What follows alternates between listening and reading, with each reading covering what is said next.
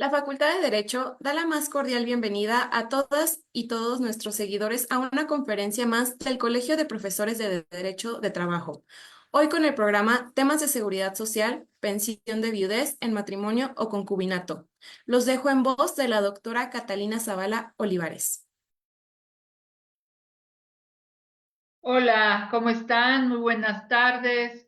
Nuevamente, pues en un programa más de temas de seguridad social, octava temporada, y pues tenemos el honor de recibir a nuestra querida invitada, la maestra especialista Kenia Alejandría Hernández Flores. Ella nos va a tratar el tema pensión de viudez en matrimonio o concubinato. Voy a leer una breve semblanza curricular de la maestra Kenia Alejandría Hernández Flores. Bueno, pues ella es actualmente juez en materia laboral. Estudió la licenciatura en Derecho en la Universidad Autónoma de Tlaxcala. Es especialista en Derecho Constitucional en la Universidad Nacional Autónoma de México. También tiene la especialidad en Derecho del Trabajo y Justicia Laboral en la Escuela Federal de la Formación Judicial. Entre otros cargos, ella se desempeña como jueza de distrito del Tercer Tribunal Laboral Federal de Asuntos Individuales en el estado de Tamaulipas, con sede en Tampico. Ocupa el cargo de jueza a partir del año 2023. Secretaria de Instrucción del Primer Tribunal Laboral Federal de Asuntos Individuales en el estado de Tlaxcala, con sede en Tlaxcala, noviembre del 2021 a enero del 2023. Secretaria de Acuerdos del Juzgado Séptimo de Distrito en el estado de San Luis Potosí, con sede en la ciudad Valles, de junio de 2019 a febrero de 2021. También ella ha ocupado cargos en el servicio público como funcionaria conciliadora en la Junta Especial número 11 de la Federal de Conciliación y Arbitraje del mes de noviembre del 2014 al mes de junio de 2019, donde tuve la fortuna de conocerla y colaboramos juntamente. Secretaria de Acuerdos en la Junta Especial número 11 de la Federal de Conciliación y Arbitraje del mes de octubre de 2007 al mes de octubre del 2014. Analista profesional en la Junta Especial número 46 de la Federal de Conciliación y Arbitraje del mes de enero del 2002 al mes de enero del 2000, perdón, al mes de septiembre del 2007. Entre otros cursos recibidos, tuvo cursos de actualización sobre la reforma en materia de justicia laboral, generalidades de las visitas de inspección, inducción al Poder Judicial de la Federación, inducción para juezas y jueces de distritos especializados en materia de trabajo, segunda fase, en la reforma judicial del año 2021, responsabilidades de la función secretarial, taller de actualización en los sistemas de consulta del Semanario Judicial de la Federación, taller sobre conciliación y mediación y elaboración de convenios en materia de trabajo, tecnología aplicada a la impartición de justicia, secretarias y secretarios, transparencia, acceso a la información pública y protección de datos personales en la Escuela Federal de Formación Judicial, curso básico de formación y preparación de secretarios del Poder Judicial de la Federación, estudios de especialidad,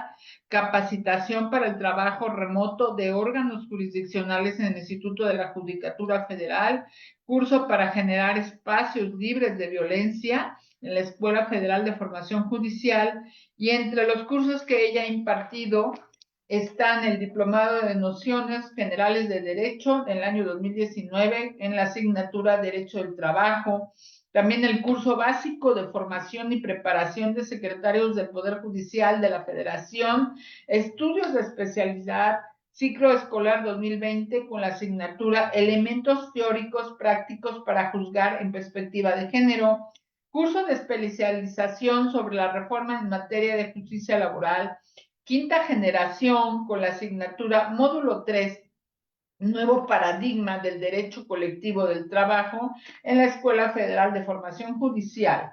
También, entre otras actividades, entre conferencias, seminarios, foros y mesas redondas, estuvo participando en las jornadas de sensibilización sobre la reforma en materia de justicia laboral, focalizado para la elaboración de tesis de jurisprudencia, segunda edición, semanario Perspectiva de Género y Adjudicación Judicial, una visión desde el Poder Judicial de la Federación, y jornada de sensibilización sobre la reforma en materia de justicia laboral en el Instituto de la Judicatura Federal. Como vemos, tiene una amplia trayectoria nuestra querida invitada, además de que, bueno, pues tenemos tiempo de tener una amistad y conocernos, puesto que colaboramos juntas, y yo puedo decir con toda tranquilidad y sobre todo el orgullo de haber tenido una excelente colaboradora en la Junta Federal. Es una persona muy estudiosa, es una persona muy profesional y por lo tanto me congratulo en que haya aceptado esta invitación y por lo tanto pues yo le agradezco mucho, ¿verdad?, en que esté participando en este programa, querida Kenia, con todo el cariño, la estimación, el aprecio y la admiración que me mereces. Adelante. Falta el micrófono, no se escucha, perdón. Hola, ahora sí. Bueno, pues primero Sí. que nada, muchas gracias. Buenas tardes a todos. Muchas gracias por invitarme, doctora Katy. La verdad es que a mí me ha dado mucho gusto. Realmente yo siempre recuerdo a la Junta Federal como el lugar en el que me formé durante muchos años, donde tuve la fortuna igual de trabajar con usted y formarme y conocer la materia laboral, pues ahora sí que desde el origen, ¿no? En los juicios que llevábamos ante la Junta y donde hay tanta, donde hubo y hay todavía mucha gente trabajadora y comprometida y muy profesional también. Muchas gracias por invitarme y pues además por tener el honor de estar aquí en este evento, en esta plática con la querida Facultad de Derecho de la Universidad Nacional Autónoma de México. Muchas gracias. Ahora sí, bueno, vamos a entrar en materia. Bueno, el tema que yo les vengo a platicar es precisamente, como comentó la doctora, la pensión de viudez. Particularmente me he enfocado en los últimos precedentes de la Suprema Corte de Justicia de la Nación respecto al tema, porque aunque la pensión de viudez a lo mejor pareciera de entrada un tema sencillo en cuanto a los requisitos que hay que acreditar para que sea otorgada, pues realmente, precisamente en aras del principio de primacía de la realidad, que siempre ha sido uno de los pilares del derecho laboral, pues se han ido evolucionando los criterios para determinar a las personas a las que asiste el derecho de reclamar este tipo de pensiones. Voy a partir particularmente de un precedente del amparo 18-2021 de la Corte, que fue cuando la Corte analizó precisamente la inconstitucionalidad de la fracción tercera del artículo 501 de la Ley Federal del Trabajo y que es lo que ha incidido desde entonces en el otorgamiento de las pensiones de viudez. ¿Qué dice esta fracción? Pues es la fracción que se refiere precisamente a las personas concubinas, que son aquellas que pueden ser declaradas beneficiarias de un trabajador fallecido. En este precedente, que fue el que inicia, digamos, lo que ha concluido recientemente, bueno, no ha concluido porque es un tema que sigue evolucionando, precisamente la Corte en este asunto, la Corte analizó cuando se presentó una concubina a la que se le había negado el derecho a ser reconocida beneficiaria porque en vida el trabajador fallecido había mantenido un vínculo matrimonial que nunca se había disuelto hasta el momento de su muerte. Como sabemos, la fracción tercera del artículo 501 pues establece que solo a falta de cónyuge se puede declarar beneficiaria a una persona que haya vivido durante 5 años o los últimos 5 años de vida con el trabajador. La Corte ya tenía algunos precedentes en los que, por ejemplo, eliminaba este requisito de los 5 años, siempre y cuando hubiera habido hijos con la persona fallecida.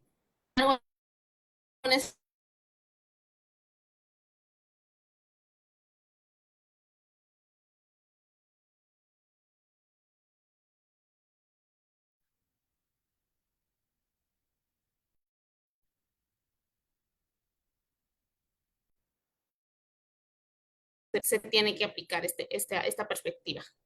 ¿Por qué? Bueno, porque precisamente cuando la Corte analizó este asunto, en primera, pues determinó, bueno, hizo un análisis de que aunque hoy en día la mujer de mujeres, las que dependen de una pareja, que cuando fallece, pues obviamente las deja en un estado de vulnerabilidad. Entonces, pues, la Corte, a partir de este contexto, decide que pues tiene que aplicarse una perspectiva de género, porque advierte pues una situación de vulnerabilidad y muchos tipos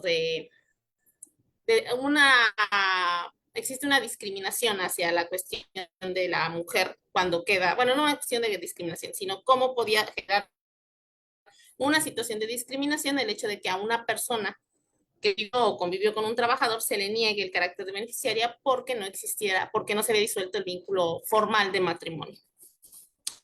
En particular,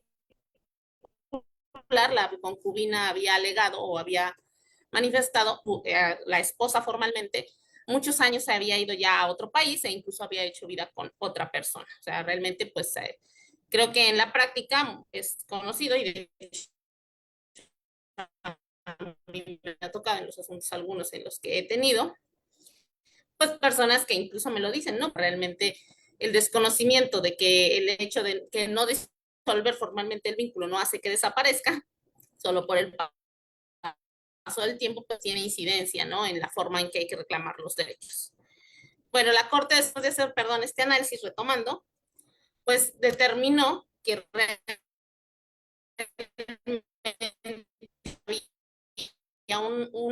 la final de cuentas negaba a una relación de hecho y a un distinto tipo de familia, que es otra cosa muy importante que analizó la Corte, ahí decía, pues al final de cuentas, obviamente, pues conocemos la integración clásica de una familia, mamá, papá e hijos, sin embargo, pues la sociedad ha evolucionado realmente no es que no existieran estas situaciones, solo que eran menos visibilizadas, porque al final de cuentas, pues no eran bien vistas por la sociedad, sin embargo, pues cada día es compleja, ¿no?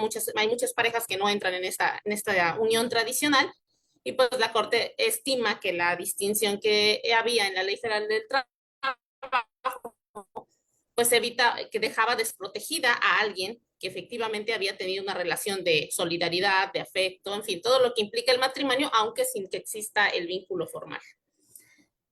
Y en ese asunto, en el 18-2021, la Corte dice, no puedes negarle a una persona, o sea, que en base a declarando inconstitucional esta fracción, no puedes negarle el carácter de en matrimonio. En ese momento, la Corte dejó libertad de jurisdicción para que se pudiera analizar en el sentido de que no, pero sin tomar en cuenta, sin poder negar el carácter de beneficiario solo por el hecho de que la persona había fallecido, o que había fallecido, seguía casada. Ahí empezó esto que generó muchos cambios, porque realmente ha generado muchos cambios, y siguió avanzando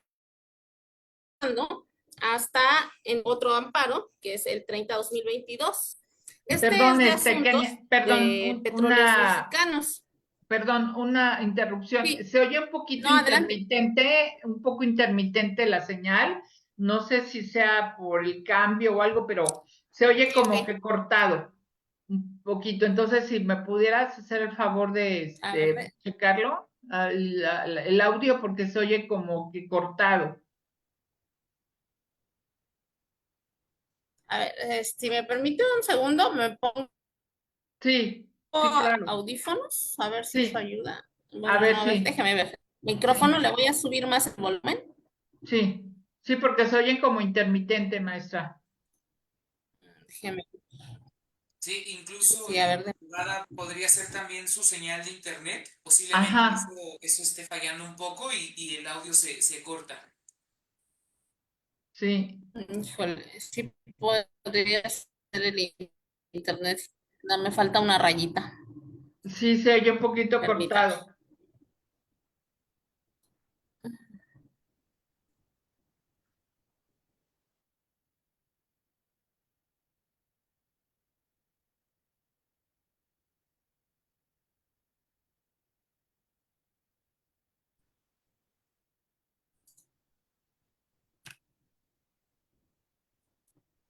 A ver, ¿me escuchan mejor?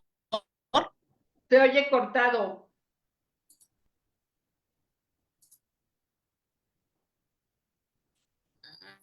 A ver, un momento, ¿eh? Sí, claro.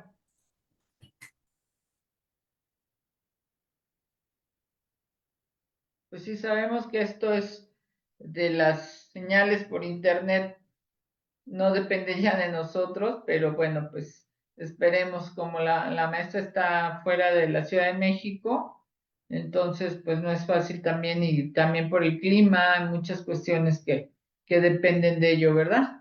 Y bueno, pues aquí ya tenemos varios, ¿cómo se llama? Varios saludos, aquí el chico Jorge Bernet, me parece que es uno de mis alumnos, muchas gracias por conectarse. Lorena Reina Alvarado, de cuando las parejas nunca se casan, Casanova legalmente, pero viven juntos por más de 5 años, dice Lorena. Luego Jesús Martínez Gutiérrez, tema bastante importante y poco conocido, al pie y al orden en el oriente de Celaya, generación 92-96. Esperanza García, saludos. Entonces, pues les agradecemos su interés en el tema. Efectivamente, no es un tema muy abordado, pero bueno, pues aquí tenemos a una persona experta que está, pues obviamente, al día a día conociendo este tipo de asuntos, y por eso, pues creo que es muy importante escuchar, ¿verdad?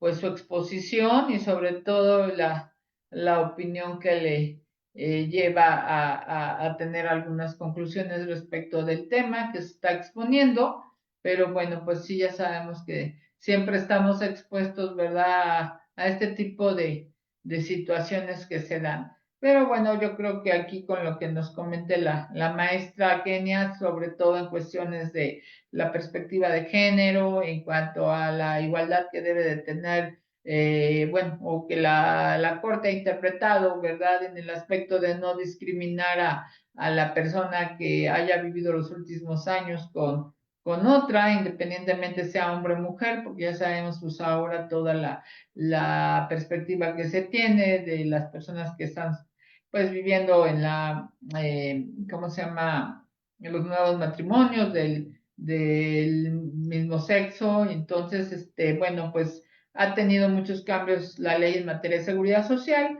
pero bueno, ella nos está transmitiendo el criterio respecto de que pues ya la misma Corte nos ha dado el criterio de que tanto a las personas en matrimonio como a las personas concubinas, pues se les dé una perspectiva similar, y sin tener pues lo que establece la ley en cuanto a poder decir la distinción, ¿verdad?, entre una concubina o concubino respecto de el matrimonio de una cónyuge o cónyuge, mujer u hombre.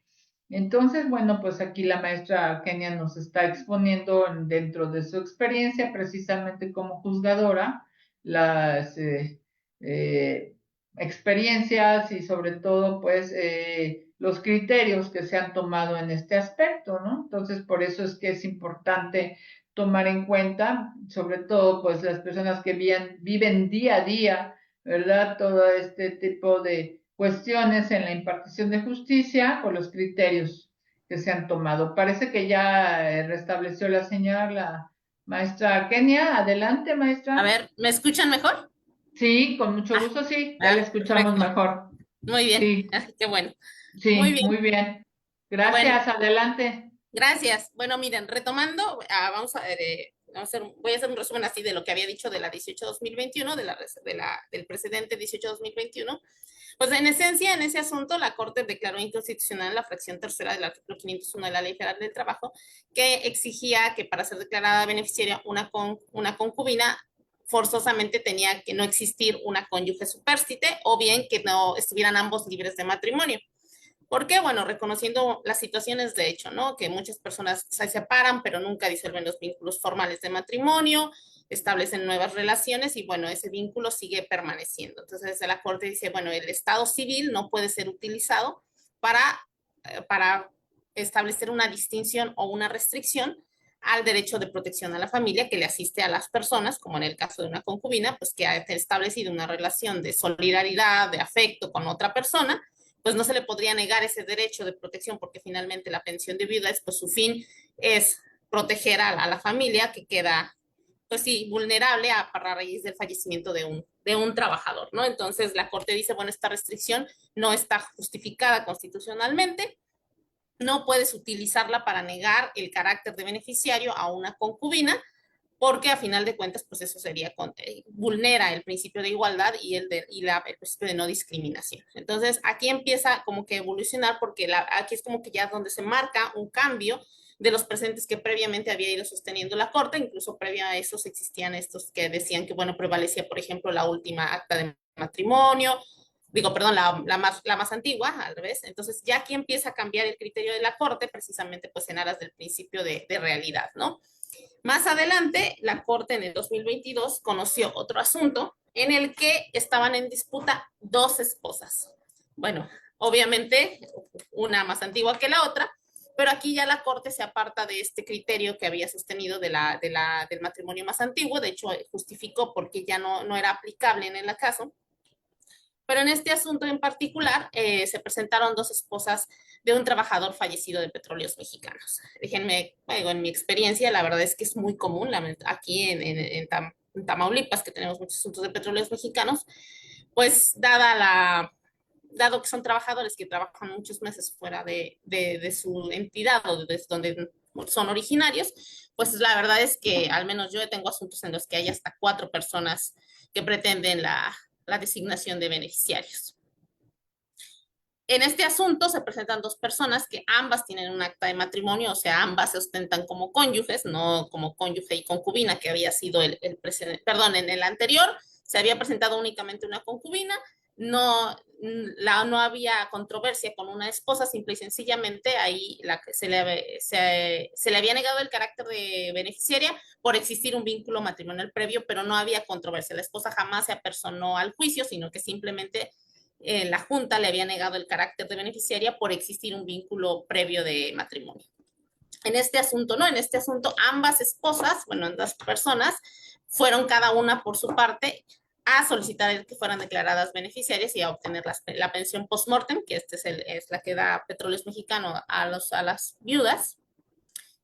Y la Junta declara a ambas beneficiarias. Precisamente se niega, bueno, finalmente como las autoridades laborales no tienen competencia para decidir sobre la validez o no de un matrimonio, pues la Junta se abstiene de analizar eso y declara beneficiarias a ambas. Solo una de ellas estaba en la designación de beneficiarios que hacen los trabajadores petroleros, porque tienen que hacer una designación de beneficiarios para su pensión post-mortem. Obviamente ambas se van al amparo, y después hasta la revisión a la Corte, porque obviamente ambas querían, la esposa más antigua quería que se desconociera el carácter de la segunda, y la segunda decía, no, es que yo soy la esposa, la que tiene derecho porque es a mí a la que dejó en la designación de beneficiarios. La segunda esposa era la que aparecía en la designación de beneficiarios que había hecho el trabajador en vida.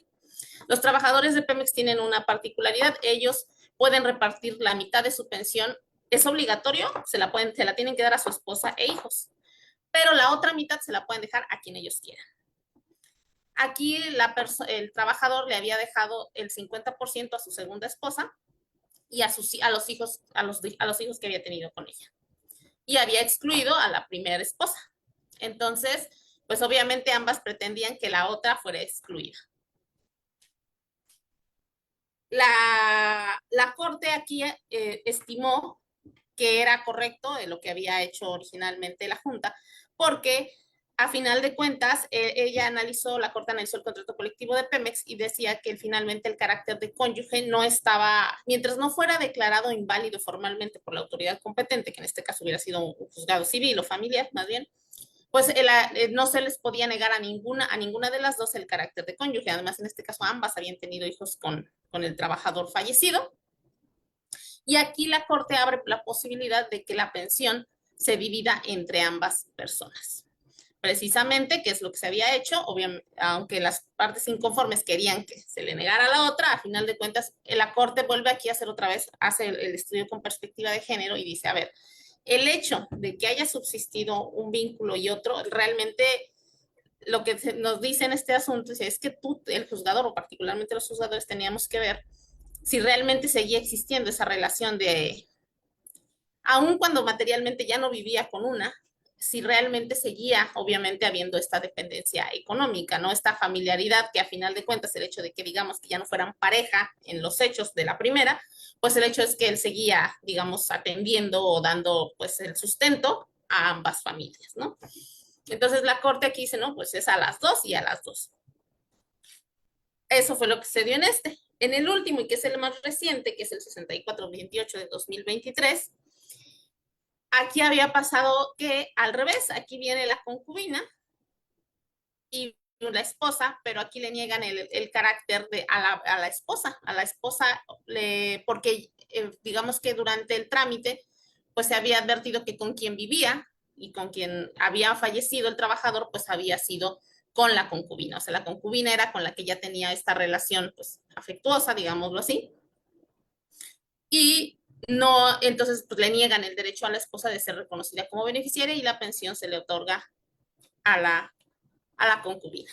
La corte aquí entra en análisis y de hecho aquí lo que la corte analiza es que se hizo una mala interpretación de su primer precedente, el 18/2021, donde había acudido únicamente una concubina, pero que en el que, como les había comentado, no había existido controversia porque la esposa de ese asunto ni siquiera se presentó. Esa esposa se había ido hace muchísimos años, radicaba incluso ya en otro país, tenía una familia con otra persona, entonces no hubo controversia. En esta no, en esta ambas, esposa y concubina, se habían presentado y a la que se le niega el carácter fue a la esposa.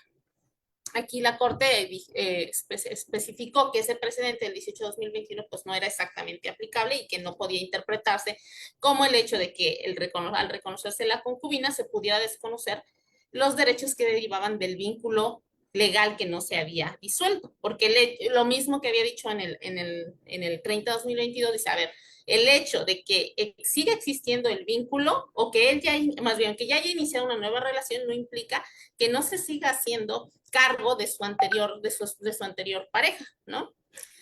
Aquí sobre les voy a comentar, yo solamente he tenido un asunto en el que ya lo puedo platicar porque ya emití mi sentencia, en el que efectivamente tuve un caso muy parecido. Viene una esposa y viene una concubina. Fue la concubina quien vivió los últimos años con el trabajador.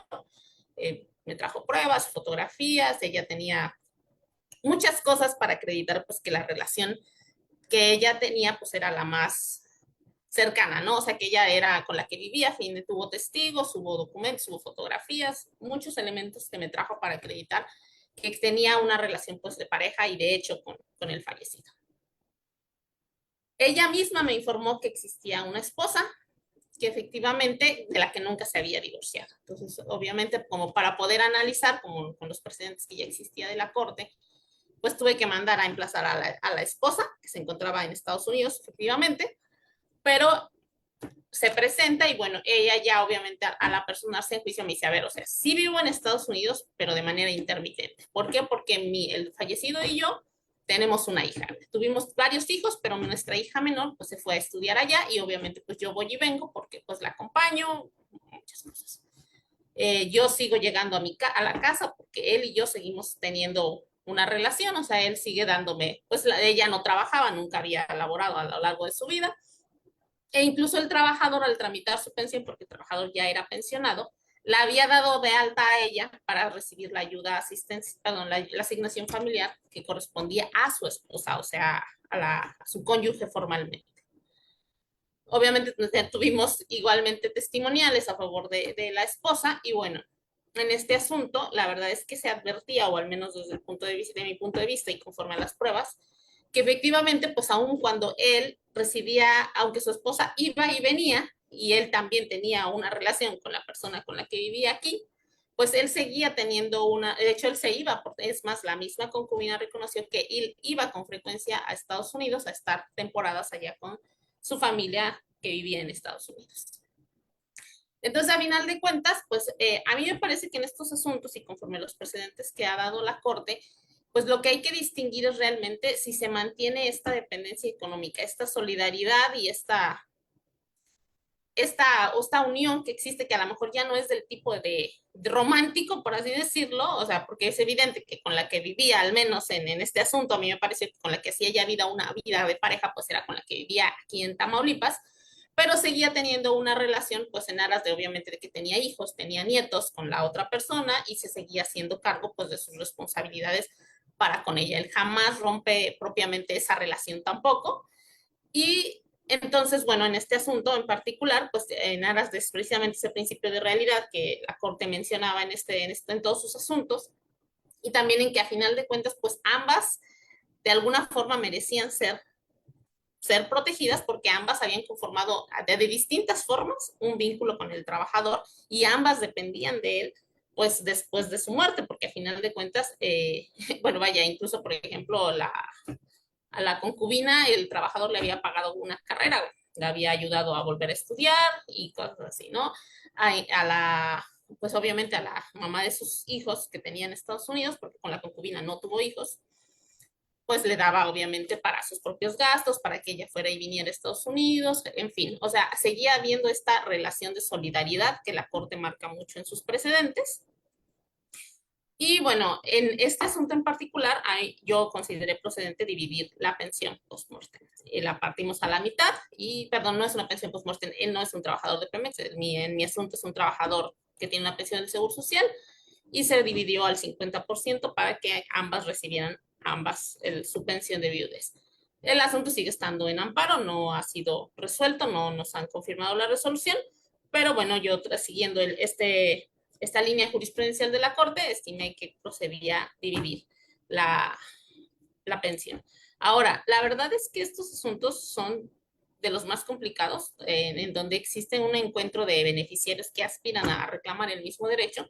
La verdad es que se requieren muchos elementos probatorios, igual que como dice la Corte, la perspectiva de género a mí en lo particular me parece muy importante en todos estos asuntos, porque la verdad es que tienes que ver las situaciones de vulnerabilidad en que se encuentran las personas y además es muy importante recabar pruebas.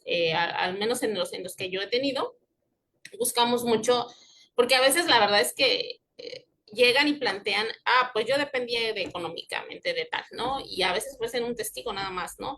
Pero la verdad es que las relaciones que entablan las personas, y otro tema que también apunta mucho a la Corte, es el libre desarrollo de la personalidad, ¿no? Las decisiones personales que toman cada quien pueden complicar mucho, pues, las situaciones que en el hecho se dan, ¿no? Y cómo quedan las personas. Por ejemplo, hay algunos en los que, por ejemplo, reparten, como les comentaba en el de Pemex, que ellos tienen la libertad de repartir el 50% de esa pensión, pues a veces los porcentajes están bastante complicados, ¿no? Porque hay hijos menores de edad, hay incluso ascendientes o incluso personas que ni siquiera tienen una relación de consanguinidad, ¿no? Y entonces, por ejemplo, muchos abogados vienen y nos plantean escenarios de, bueno, pero pues es que él ni es de su familia, pues sí, pero es que aquí lo que aplica es la parte rige el contrato, pero aparte hay que buscar también la protección de la familia, ¿no? Entonces hay que hacer aquí un balance y obviamente analizar los medios probatorios que nos ofrecen y muchas veces recabarlos nosotros mismos porque no nos dan elementos suficientes pues para poder discernir, ¿no? Realmente quiénes son las personas que verdaderamente estaban en esta situación de dependencia o de solidaridad hacia la persona fallecida, ¿no? Y es difícil a veces un poco distinguir porque realmente, bueno, al menos en los asuntos que me había tocado, la verdad es que llegan y no, pero pues es que era conmigo y a ella ya ni la veía, pero ya cuando los escuchas hablar y empiezan los testimonios y llegan otros testimonios que recabas y pues ya te das cuenta que en realidad la situación no era tan así como te la habían planteado, ¿no? No, es que ya no la veía, pero a la hora de la hora, no, pues es que sí, iba y venía de Estados Unidos, ¿no? Y se iba mucho tiempo, pues 2 o 3 meses, y yo sí, no, pues entonces, o sea, entonces sí pasaba mucho tiempo allá, ¿no? Entonces, cosas así, entonces pues tienes que hacer el análisis de estos testimonios en colaboración obviamente con las pruebas. Por ejemplo, en este caso también recabamos un informe del Seguro Social y pues ya a ella, por ejemplo, el trabajador aquí se había visto muy vivillo y había dado de alta obviamente a su esposa y a ella en un tiempo como su trabajadora, ¿no? Y cosas, o sea, él había buscado la manera de protegerlas a ambas, ¿no? Entonces, bueno, para mí todos estos elementos pues sirvieron como para determinar que en este caso en particular pues sí procedía a dividir la pensión. No creo que se pueda ya establecer una regla estricta tampoco de que exista, de que siempre se deba dar a las dos, eso sí, en mi opinión, porque depende claramente de cada caso concreto que se te plantea. ¿No? O sea, porque efectivamente, como hace un ratito que me fui un poco, ya que le comentaban esto de que las personas no disuelven los matrimonios, y es cierto, es mucho, muy común. La verdad es que precisamente no tiene mucho, tengo un asunto de declaración de beneficiarios en la que falleció la mamá de unos menores, así que quien viene es la abuelita con los dos menores a solicitar ser declarada beneficiaria para recibir los recursos de la cuenta del SAR. Y parecía un asunto muy simple, ¿no? Pero porque ella me decía que su esposa era soltera y que pues nada más los beneficiarios eran los menores. En realidad ella viene a nombre de los menores ascendientes. Cuando pedimos el informe al seguro, al registro civil, resulta que la muchacha estaba casada y no con el papá de los menores, sino una diferente persona.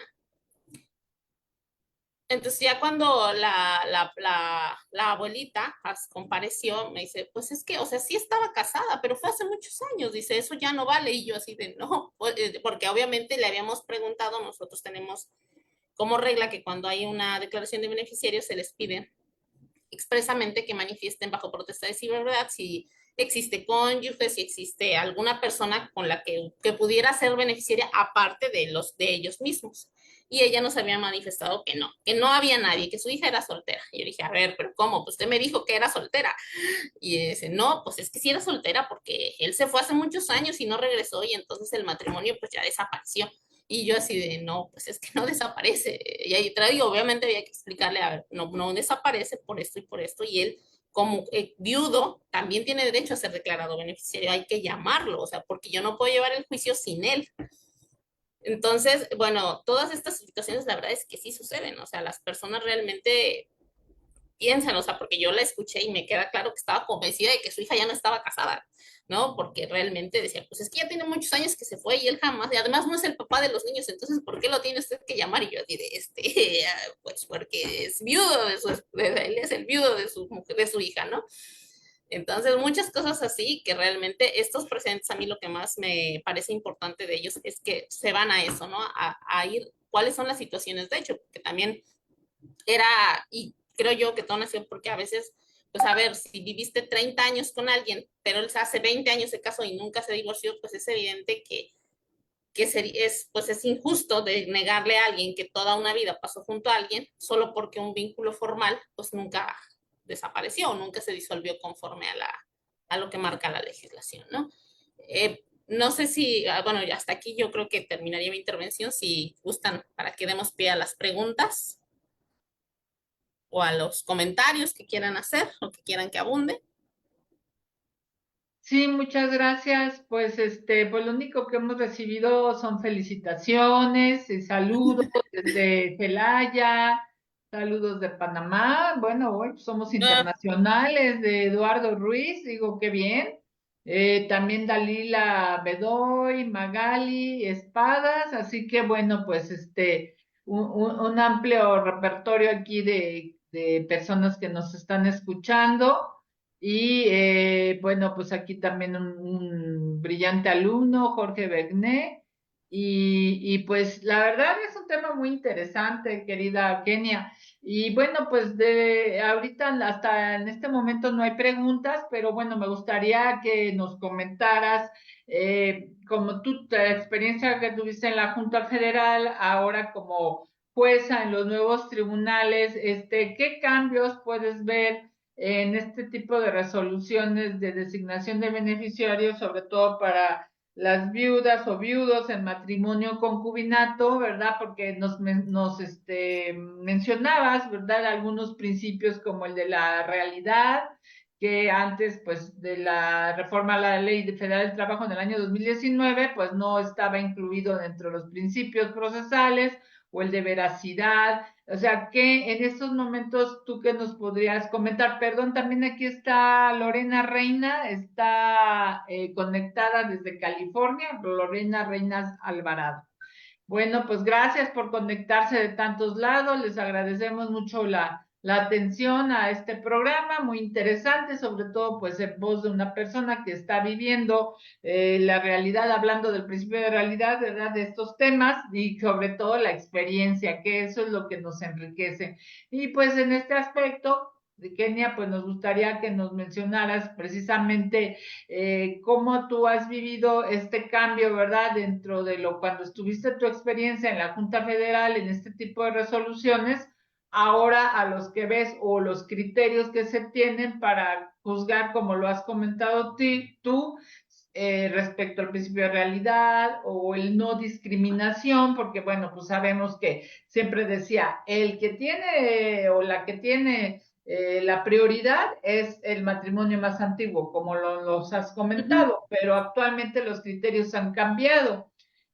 A ver, también Lorena Reina dice, recién empiezo a estudiar la carrera de Derecho y quiero aprender todo lo que me sea posible, que nos agradece estos videos y en vivo. Bueno, pues entonces, Kenia, si nos puedes explicar, por favor, estos cambios, ¿cómo los has vivido tú?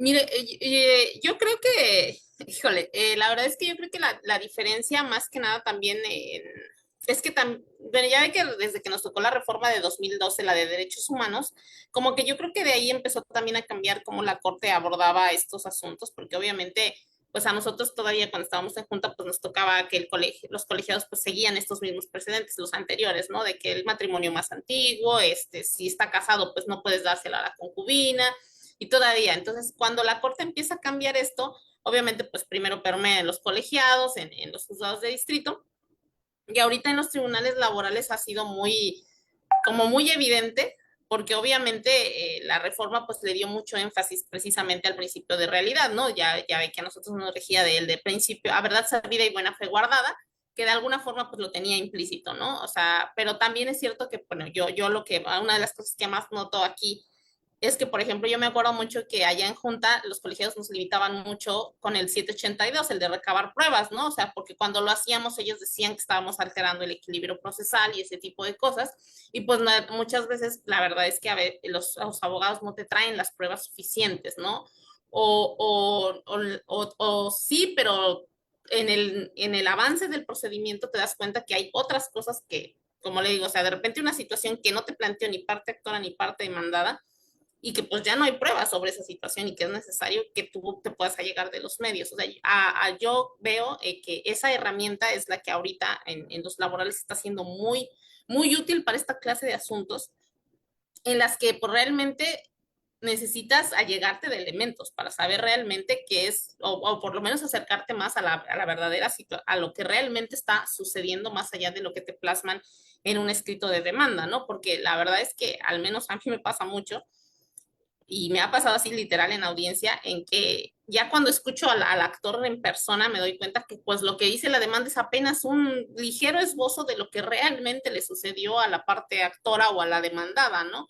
Entonces, la verdad es que la diferencia que yo más grande veo y que la verdad me parece muy útil es el hecho de que ya hay mucho más apertura a recabar pruebas y a llegarse de elementos cuando adviertes una situación de hecho, que a lo mejor pues no está prevista, ¿no? O a lo mejor no está planteada, pero ya la advertiste y sobre todo en asuntos en los que se involucran beneficiarios, estamos siempre muy atentos desde el principio, ¿no? De, a ver, no, digo, en Junta ya ve que era muy común la reposición del procedimiento por las prevenciones, ¿no? Por la falta de prevención, digo, que también en eso pues incidía mucho que las cargas de trabajo pues eran excesivas, ¿no? Y que pues, realmente nuestros recursos humanos y materiales pues eran mucho más limitados que pues, los que hay en el Poder Judicial de la Federación.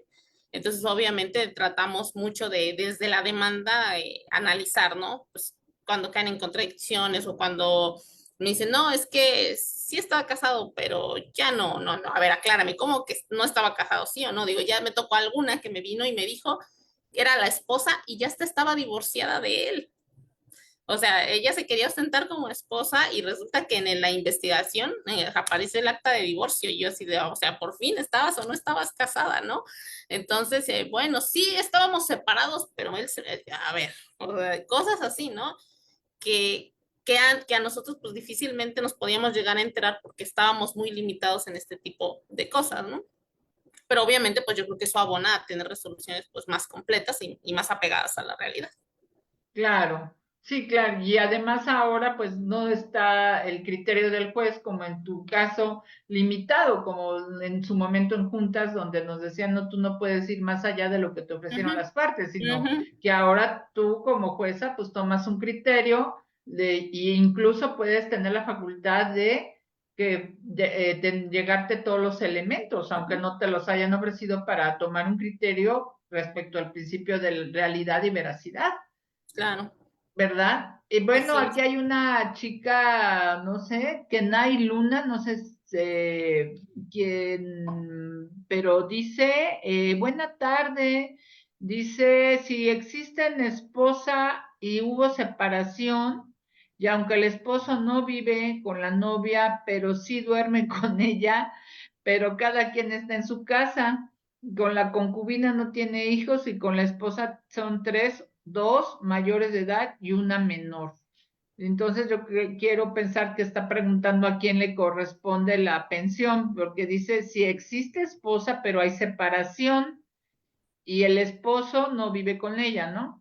Ujú, ujú. Entonces, ¿a quién le correspondería según este criterio, no? Pero es que habría que ver si realmente, si aunque no viva con la esposa, todavía la mantiene. Es que esa es la cuestión, o sea, realmente Sí. si aún sigue dependiendo de ella, digo, realmente si él todavía mantiene independientemente, realmente la corte ya no habla de que vivan, tengan que vivir forzosamente juntos, sino de que si todavía se da esa relación de solidaridad, o sea, o sea, por ejemplo, el mío, que su esposa estaba 3 meses en Estados Unidos, y luego la alcanzaba un rato y luego se regresaba, o sea, a final de cuentas ellos ya realmente no vivían propiamente juntos todo el tiempo, ¿no? Sino que era como por temporadas y el demás tiempo estaba con su concubina y demás, ¿no? Entonces, pues lo que pasa es que necesitas ver el caso concreto y realmente saber exactamente en qué estado se da la relación con la esposa formal, ¿no? O sea, Claro. algún compañero me habló de un asunto, no sé si ya se haya resuelto, no lo sé, donde la que había fallecido era la mujer, fíjese.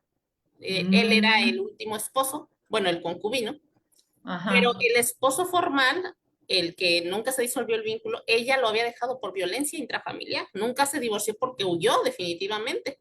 Entonces, aquí en un asunto así, pues yo creo que habría que valorar si realmente, pues cuál relación de solidaridad, si huyó de él por el Claro. maltrato físico que le daba, ¿no? Entonces, por eso yo creo que aquí no, pues no hay reglas exactas, o sea, no es como que ya es, no, sí, esposa y concubina siempre, o siempre esposa o siempre concubina, sino que hay que analizar cada caso concreto, de realmente qué relación mantiene con su esposa y con su pareja de hecho, ¿no? Para saber si a ambas les asiste el derecho de ser declaradas beneficiarias.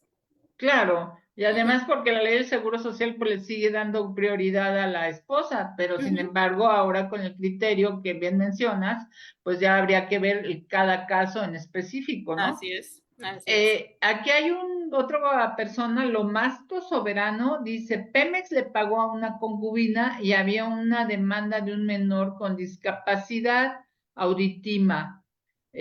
A ver, Pemex alega, le pagó a una concubina, debía una demanda de un menor con discapacidad auditiva. Pemex alega que ya no, que ya le pagó a otra persona. O sea que ya, pues no podría decirse que el menor tuviera ese derecho. No, siempre tienen derecho, los menores de edad siempre tienen derecho a una pensión con Pemex. Ajá. Nada más que Pemex tiene 4 tipos de pensiones, de Aunque transporte. porque dice que no dejó designación de beneficiario y llamó a la tercera, la misma ya falleció. O sea, aquí como que se complican ya más las cosas porque la Uy, sí. concubina falleció, pero el menor estaba en el censo médico y recibía atención médica en Villahermosa. Forzosamente, si es un menor de edad, sí o sí, aunque no esté en la designación de beneficiarios, tendría que tener derechos a la pensión, a cualquiera de las pensiones que existan, que hay en Pemex, que hay A, B, C, D y D. Entonces, Precisamente porque no se para lo nuestra podría audiencia, negar, porque es menor de edad y además con discapacidad.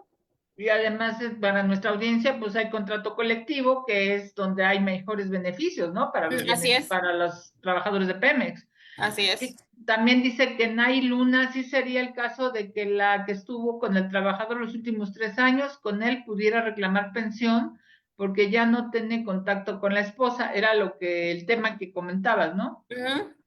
Que ya no tiene contacto con la esposa, pero que estuvo al final del día con la La concubina. cosa es que aquí la Corte dijo en el último precedente es que no se puede desconocer de manera directa el derecho. Si existe el vínculo de matrimonio, el formal, así Ujú. de facto no se puede desconocer, sino que aquí habría, yo considero que en casos como ese sí se tendría que probar que ya no había relación con la esposa. O sea, que realmente no, ya no existía ningún tipo de vínculo más allá del formal, ¿no? Más allá del contrato de Ajá. matrimonio. Exactamente, porque si Ok. hay, sigue habiendo esta relación, pues con independencia de que estén juntos o no, pues sí, físicamente, pues sí tendría que, sí se le puede considerar. La Corte en el último presente decía que el hecho de que hubiera una concubina tampoco implicaba que tuvieras que excluir a la esposa, es que esa es la cuestión.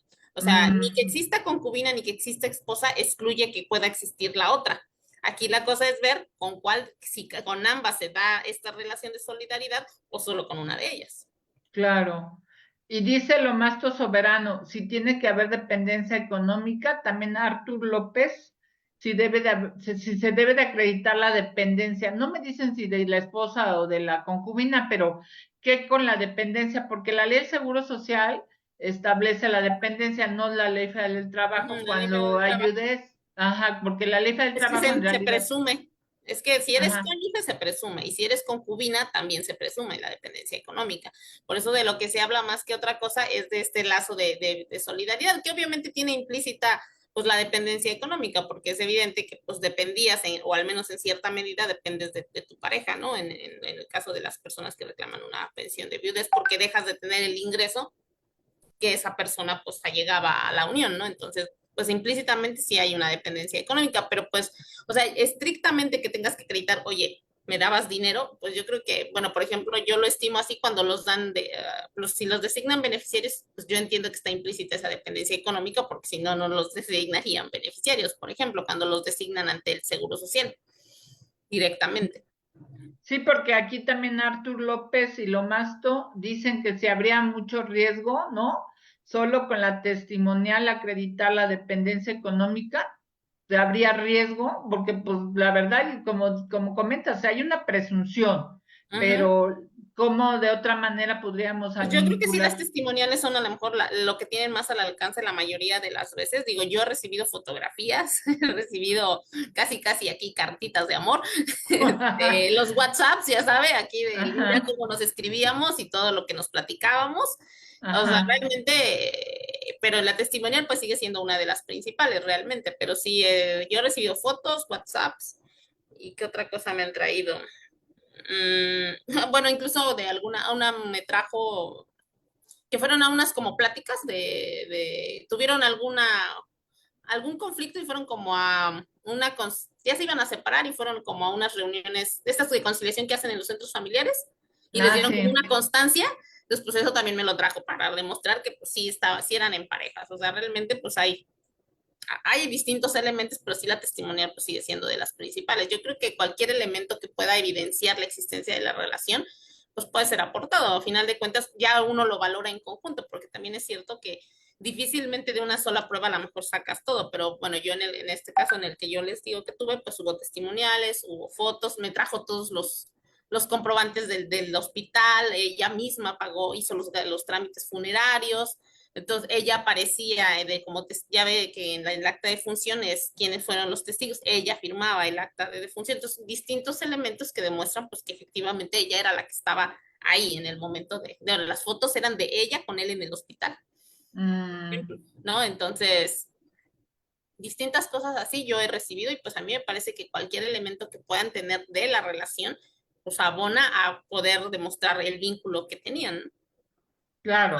Y del formal. entonces aquí ya prevalecería el criterio del juez y en un momento dado de los tribunales federales en amparo para efecto de ver quién tenía, pues en un momento dado, la convivencia, o podríamos decir quién dependía económicamente, efectivamente, independientemente de que existiera un vínculo matrimonial en un documento, pero ya de hecho, pues realmente vemos que la realidad es otra cosa, efectivamente acudiendo a ese principio como lo establece la Ley Federal del Trabajo, ¿no? Y bueno, pues podríamos hablar de mucho de eso, es un tema muy importante, muy interesante y creo que pues nuestra audiencia está muy interesada en ello. También dice lo Lomasto Soberano que con otras documentales efectivamente podría llegarse a una conclusión de quién dependía económicamente del fallecido o de la fallecida. Ya Pues sé. muchas gracias, Kenia. Yo creo que ya estamos terminando el programa. Gracias por acudir a esta invitación por parte del Colegio de Profesores de Derecho al Trabajo. Muy interesante tu plática y pues yo me congratulo de haber tenido una excelente compañera de trabajo como tú, que siempre es una persona estudiosa y comprometida con lo que hace. Y por lo mismo, pues en este aspecto el Colegio de Profesores de Derecho del Trabajo otorgamos la presente constancia a la especialista jueza, su señoría Kenia Alejandría Hernández Flores, por su sobresaliente conferencia Pensión de viudez en matrimonio en concubinato respecto de temas de seguridad social en la 8ª temporada, versión digital, Ciudad Universitaria, por mi raza hablará el espíritu, a 18 de septiembre del 2024 y lo firma nuestro querido presidente del colegio, el doctor Enrique Larios. Así que, Kenia, muchísimas gracias por este programa muy ilustrativo, práctico y sobre todo, pues, interesante, ¿verdad? Que veo que despertó gran curiosidad en nuestros podríamos decir teleaudientes o ciberaudientes, ¿verdad? Porque pues ahora estamos en vías electrónicas, pero nuevamente agradezco mucho, te mando un gran abrazo desde aquí hasta Tamaulipas, ¿verdad? Que estés muy bien Muchas y pues gracias.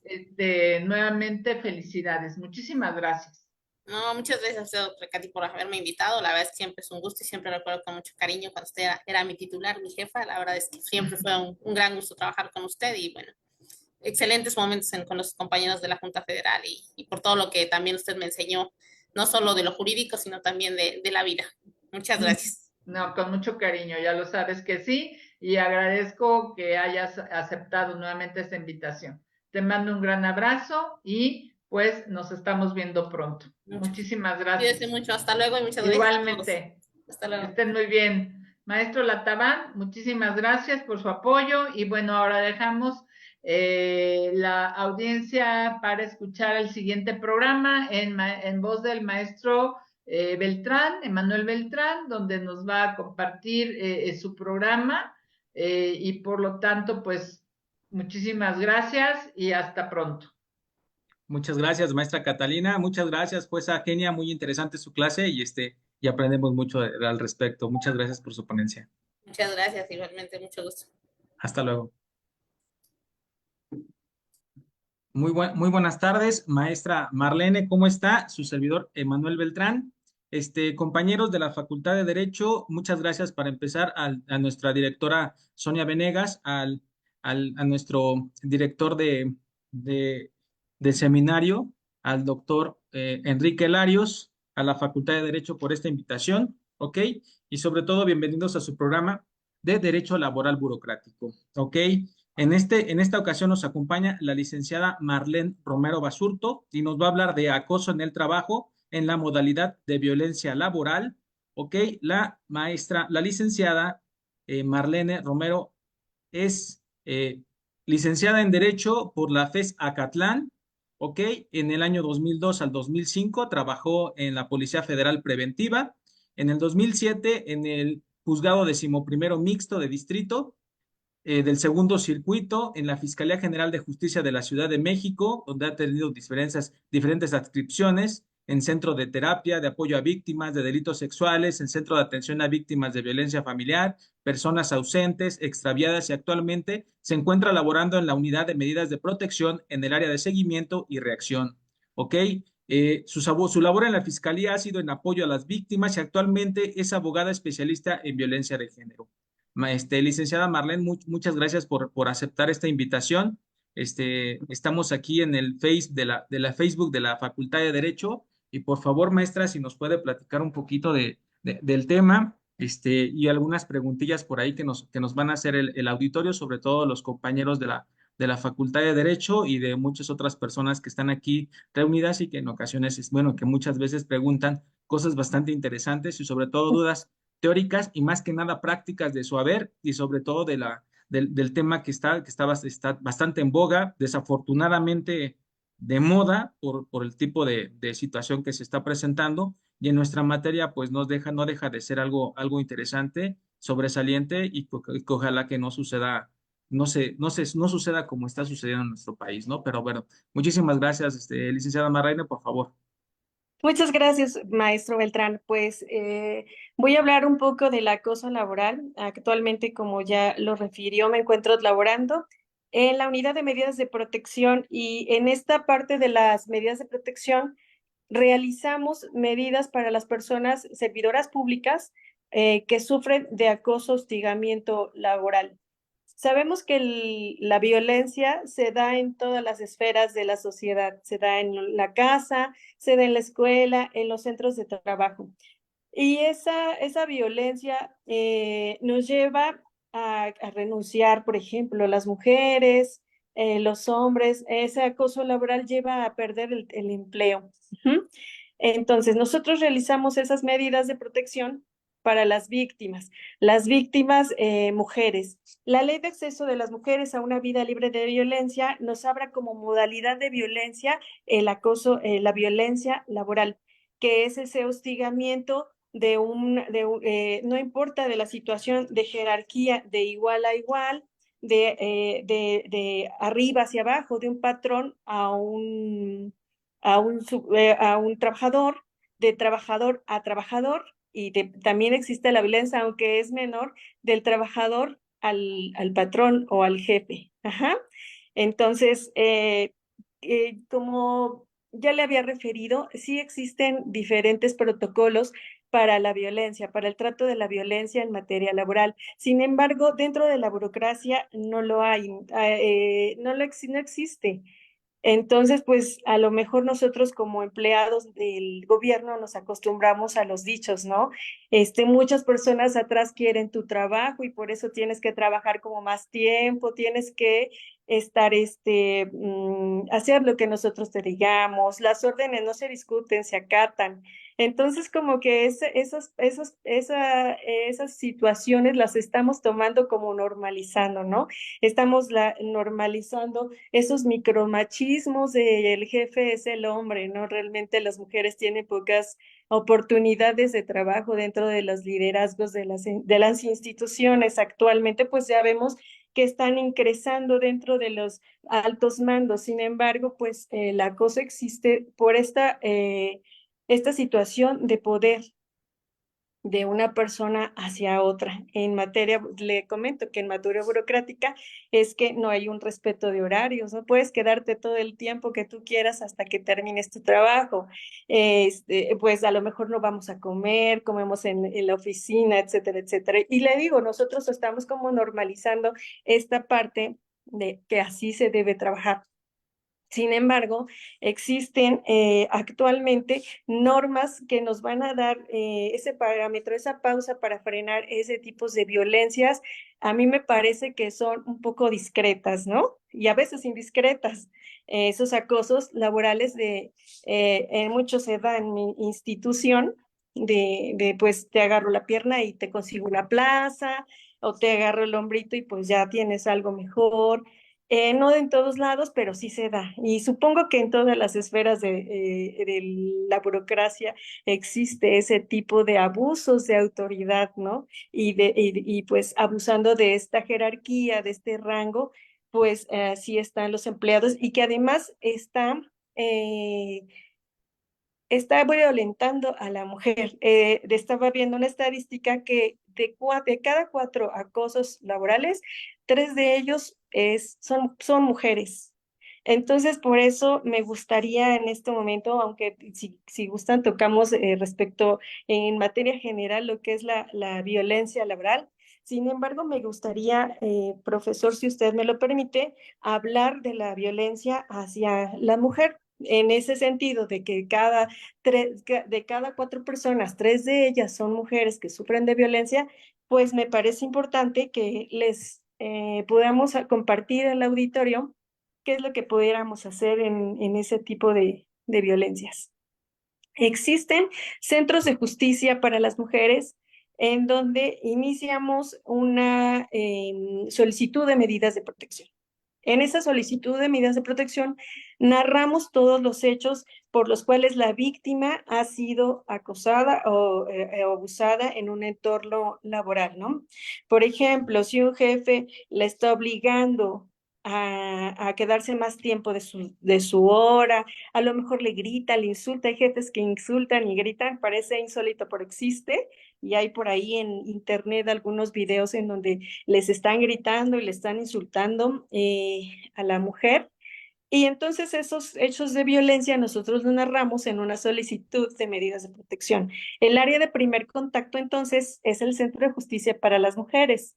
Después nosotros esa solicitud la mandamos al juez solicitando las medidas de protección que existen en la Ley de Acceso de las Mujeres a una Vida Libre de Violencia, las cuales están contenidas en el artículo 63, profesor, y bueno, a grandes rasgos, es evitar que la mujer siga siendo violentada y prevenir nuevos delitos en contra de la misma. Por ejemplo, que no se podemos solicitar cambiar de adscripción a la persona que está violentando, cambiar a lo mejor de turno, a lo mejor solicitarle que se abstenga de ejercer actos violentos en contra de la mujer. Entonces, esas medidas de protección incluso podemos solicitar por parte de la Secretaría de Seguridad Ciudadana patrullas al domicilio o al centro de trabajo, custodia personal, solicitar al juez que se impida que se grave a la víctima en situaciones de violencia, que se bajen videos, por ejemplo, que si están en internet ya publicados, solicitar que se bajen esos videos para que la víctima no sea revictimizada. Entonces el juez concede esas medidas de protección. El juez es el juez en materia penal. El juez concede esa medida de protección y se le notifica al generador de la violencia, a la persona que le está ejerciendo la violencia a esa mujer. Se le notifica y entonces él tendrá que acatar esa resolución judicial. En caso de incumplimiento, el juez decreta un arresto o una multa para el agresor que no dé cumplimiento a las medidas, y además que se puede incurrir en el delito de desacato. Uh-huh. Perdón, tengo una duda, maestra. Cuando estamos hablando de violencia, ¿solo protege la violencia hacia las mujeres? Pregunto porque la verdad es que el tema es complejo, yo lo entiendo, pero solo hacia las mujeres, también las personas trans y todo ese tipo de personas, las LGBT y más, o nada más uno hacia las mujeres, maestra. La ley, como dice el nombre de la ley, es una ley de acceso de las mujeres. Sin embargo, las mujeres que son mujeres trans o las personas que se consideren mujeres en género, se les solicitan medidas de protección, no importa que sea todavía un hombre de un hombre.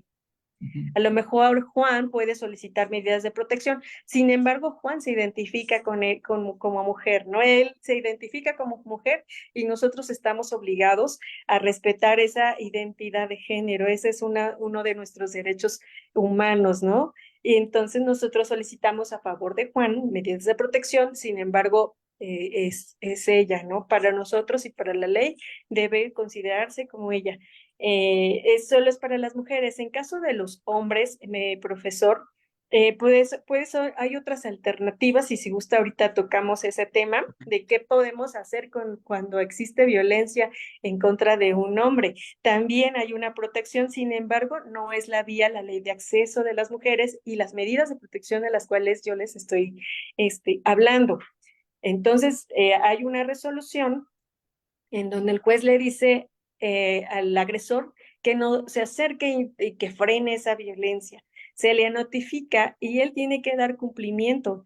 Nosotros en el área de medidas de protección hay un área que es a la que pertenezco, que es el área de seguimiento y reacción. Nosotros damos seguimiento a esas medidas de la víctima, que efectivamente esas medidas se estén cumpliendo y que el generador de violencia no siga replicando la violencia. Lo que se pretende es evitar que la víctima siga en una situación de violencia y hasta a veces hasta que se empeore, ¿no? En situaciones ya de golpes o a mayores, ¿no? Que la vayan a seguir, que la vayan a buscar. A lo mejor nosotros en nuestra área es un área tranquila actualmente en la que yo trabajo con un ambiente bueno de trabajo. Sin embargo, sí he escuchado cosas bastante terribles de precisamente de mujeres que van a pedir medidas de protección porque el violentador es su jefe, que era el diputado, ¿no? Entonces que el diputado le dijo, tengo todo el poder del mundo, te voy a mandar a matar, te voy a desaparecer. Cosas tan terribles como esas pasan en la violencia. O sea, a lo mejor ninguna violencia es menor y ninguna violencia es mayor, todo es violencia, ¿no? Que te sugieran mansplaining, todo es violencia. Sin embargo, va escalando el nivel de violencia, van a golpes, insultos, amenazas de muerte y a lo mejor hasta si buscamos, hay mujeres que mueren en manos de los violentadores que no son sus parejas o que sí fueron sus parejas, que ya quisieron terminar la relación y que además son sus jefes. Ajá. Y entonces acá hemos visto esa situación, profesor, de grados mayores de violencia, ¿no? Que las amenazan, que a lo mejor sí anduvieron con ellas y voy a publicar un video que te tomé y que lo voy a subir a las redes si tú no accedes a X o Y, ¿no? Las están ahí coaccionando. Entonces, esas medidas son muy interesantes y son muy buenas que su auditorio y que el público las pueda conocer, toda vez que pocos abogados lo conocen y pocos abogados lo saben hacer. Entonces, esa es la importancia de estos foros, que acerquemos la realidad de la vida laboral a los estudiantes, ¿no? Claro. Entonces, voy a retomar, disculpen, el tema.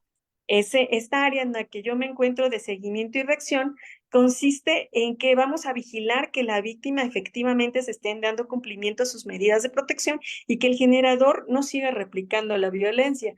En caso de que así sea y que siga molestándola, nosotros podemos solicitar al juez el arresto de ese generador de violencia.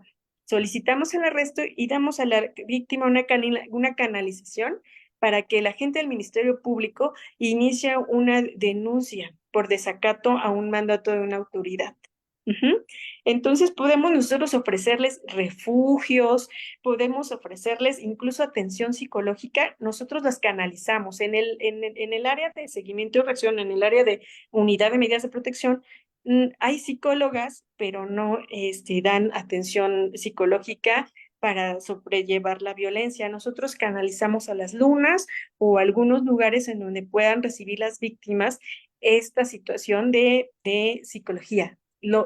Y es tan importante, nuestro trabajo es multidisciplinario, hay trabajadores sociales, hay psicólogos, hay abogados, y es importantísimo que se haga de esa manera la intervención, porque, porque una mujer va a sobrevivir a la violencia y va a superar la violencia y ya no va a generar o caer nuevamente en situaciones de violencia, debido a que, bueno, reciben atención psicológica y eso se trata, de empoderar a la mujer y que ya no viva otras situaciones de violencia con otros jefes, con otros violentadores. Ajá.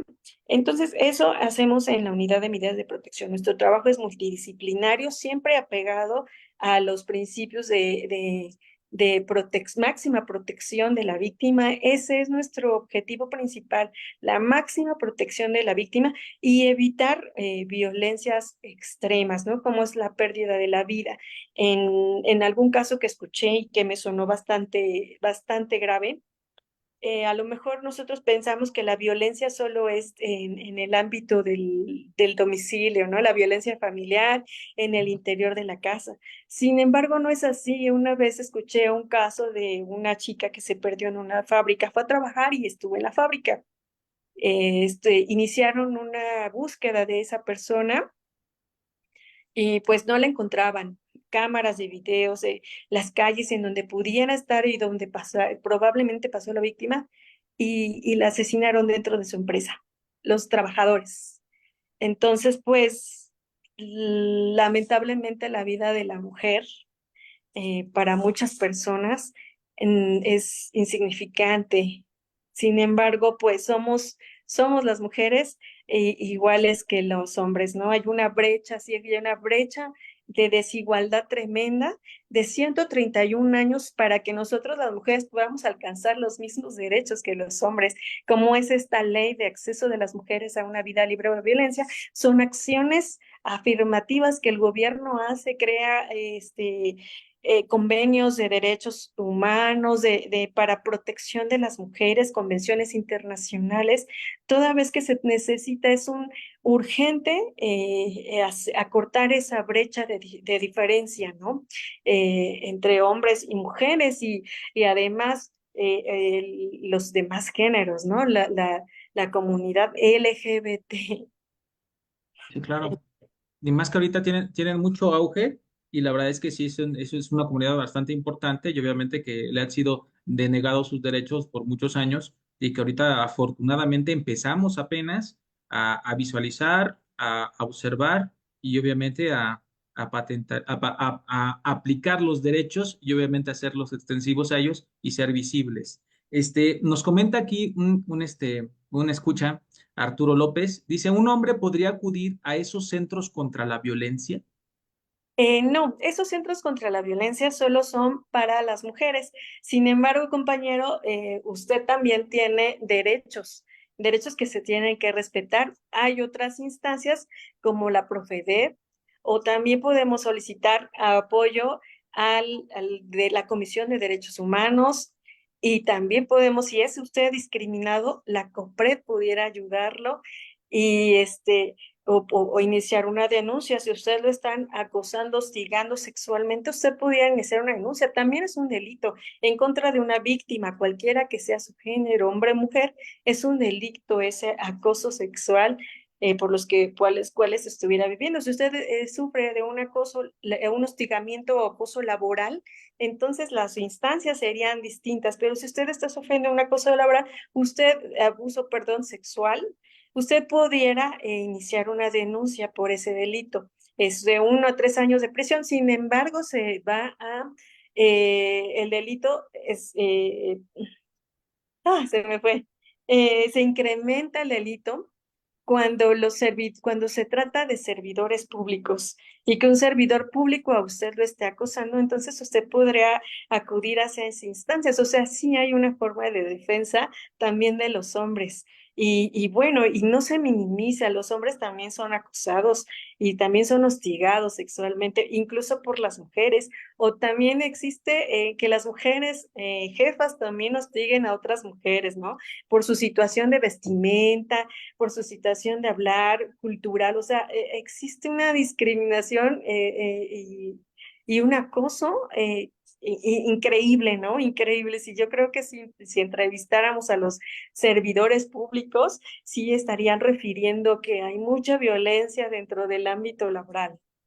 Sí, de hecho, culturalmente hablando, incluso se dice que también parte de la violencia nace de las mujeres contra las propias mujeres, obviamente por las características, por la forma de vestirse, como usted bien lo comenta, por la forma de hablar, por la forma de peinarse. Y entonces, cuando una mujer es la jefa y obviamente hace ese tipo de acciones, es más, sin ser la jefa, ser una compañera, pues obviamente también es discriminación y me imagino que también aplicarían este tipo de disposiciones que a que usted hace referencia.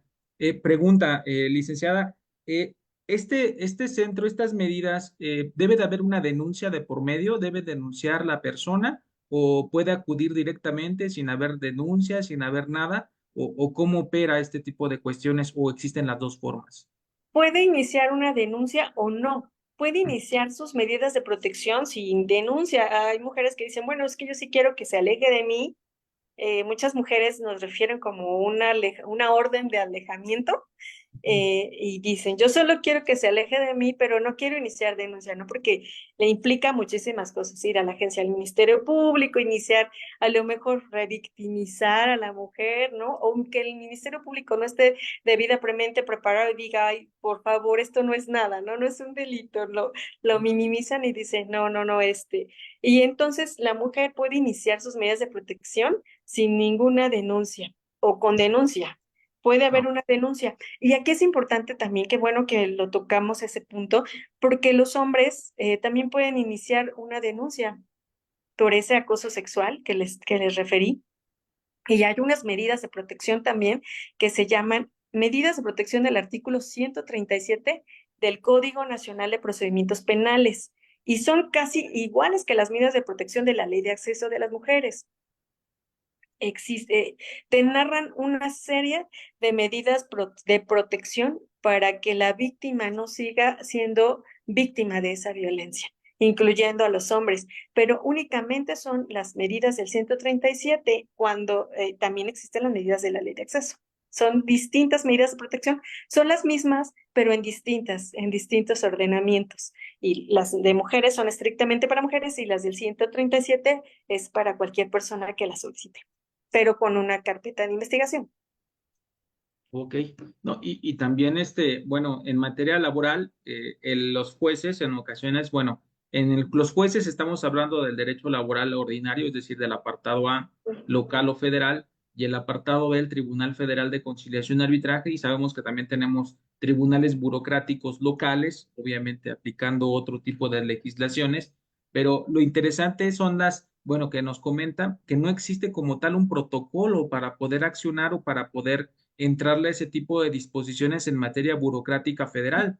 Entonces, pues lo que tengo entendido es que adoptamos los protocolos del Poder Judicial Federal y ese tipo de cuestiones para poder, digamos, juzgar este tipo de situaciones laborales con determinadas características y obviamente también apoyándonos en la materia penal que usted bien nos comenta respecto a esta protección y pues bueno, las medidas que toma el juzgador, en este caso el tribunal, pues no sé si sean las acordes o usted qué opina al respecto, qué medidas se podrían tomar, qué medidas extras, porque pues no tenemos prácticamente pues, de presupuesto dentro del burocrático para poder tomar este tipo de medidas para no revictimizar a la víctima. ¿Por qué? Porque pues en ocasiones los testigos deben de estar ahí y en ocasiones pues la víctima también pues declarar o bien hacer determinadas cuestiones jurídicas, ¿no? Sí, bueno, qué bueno, también ese punto es importante, maestro Beltrán, porque sí, efectivamente existe ese protocolo para prevenir, prevenir, tratar y erradicar esa violencia. Sin embargo, solo son para trabajadores del apartado A del artículo 123.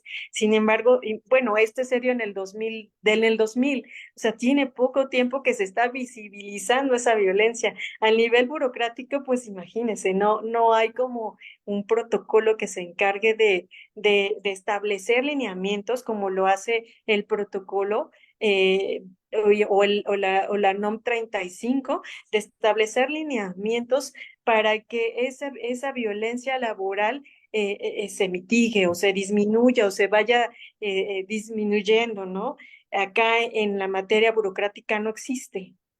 Sin ¿No? embargo, bueno, me parece que eso sería un buen inicio para realizarlo con estas medidas de protección.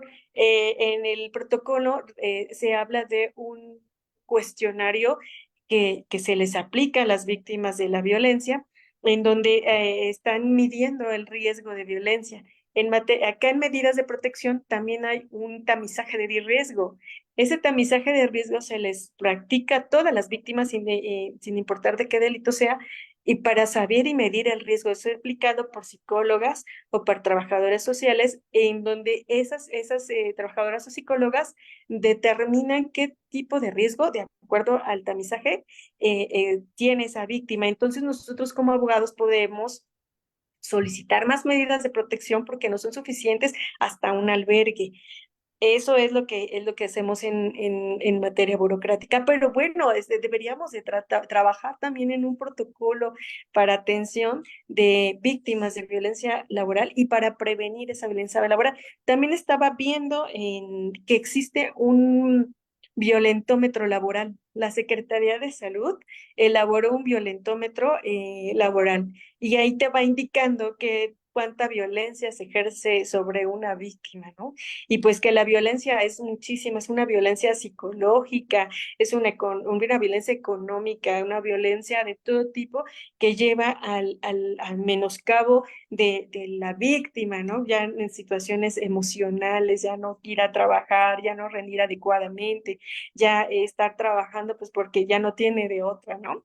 Entonces, pues esto puede ser importante y un parteaguas para que realmente podamos aplicar o sí que sea visibilizada esa violencia en la burocracia. Realmente, yo no sé, acá en la UNAM, pero el gobierno acá en donde yo trabajo dicen que hay que trabajar con lo que tenemos hasta donde podamos, ¿no?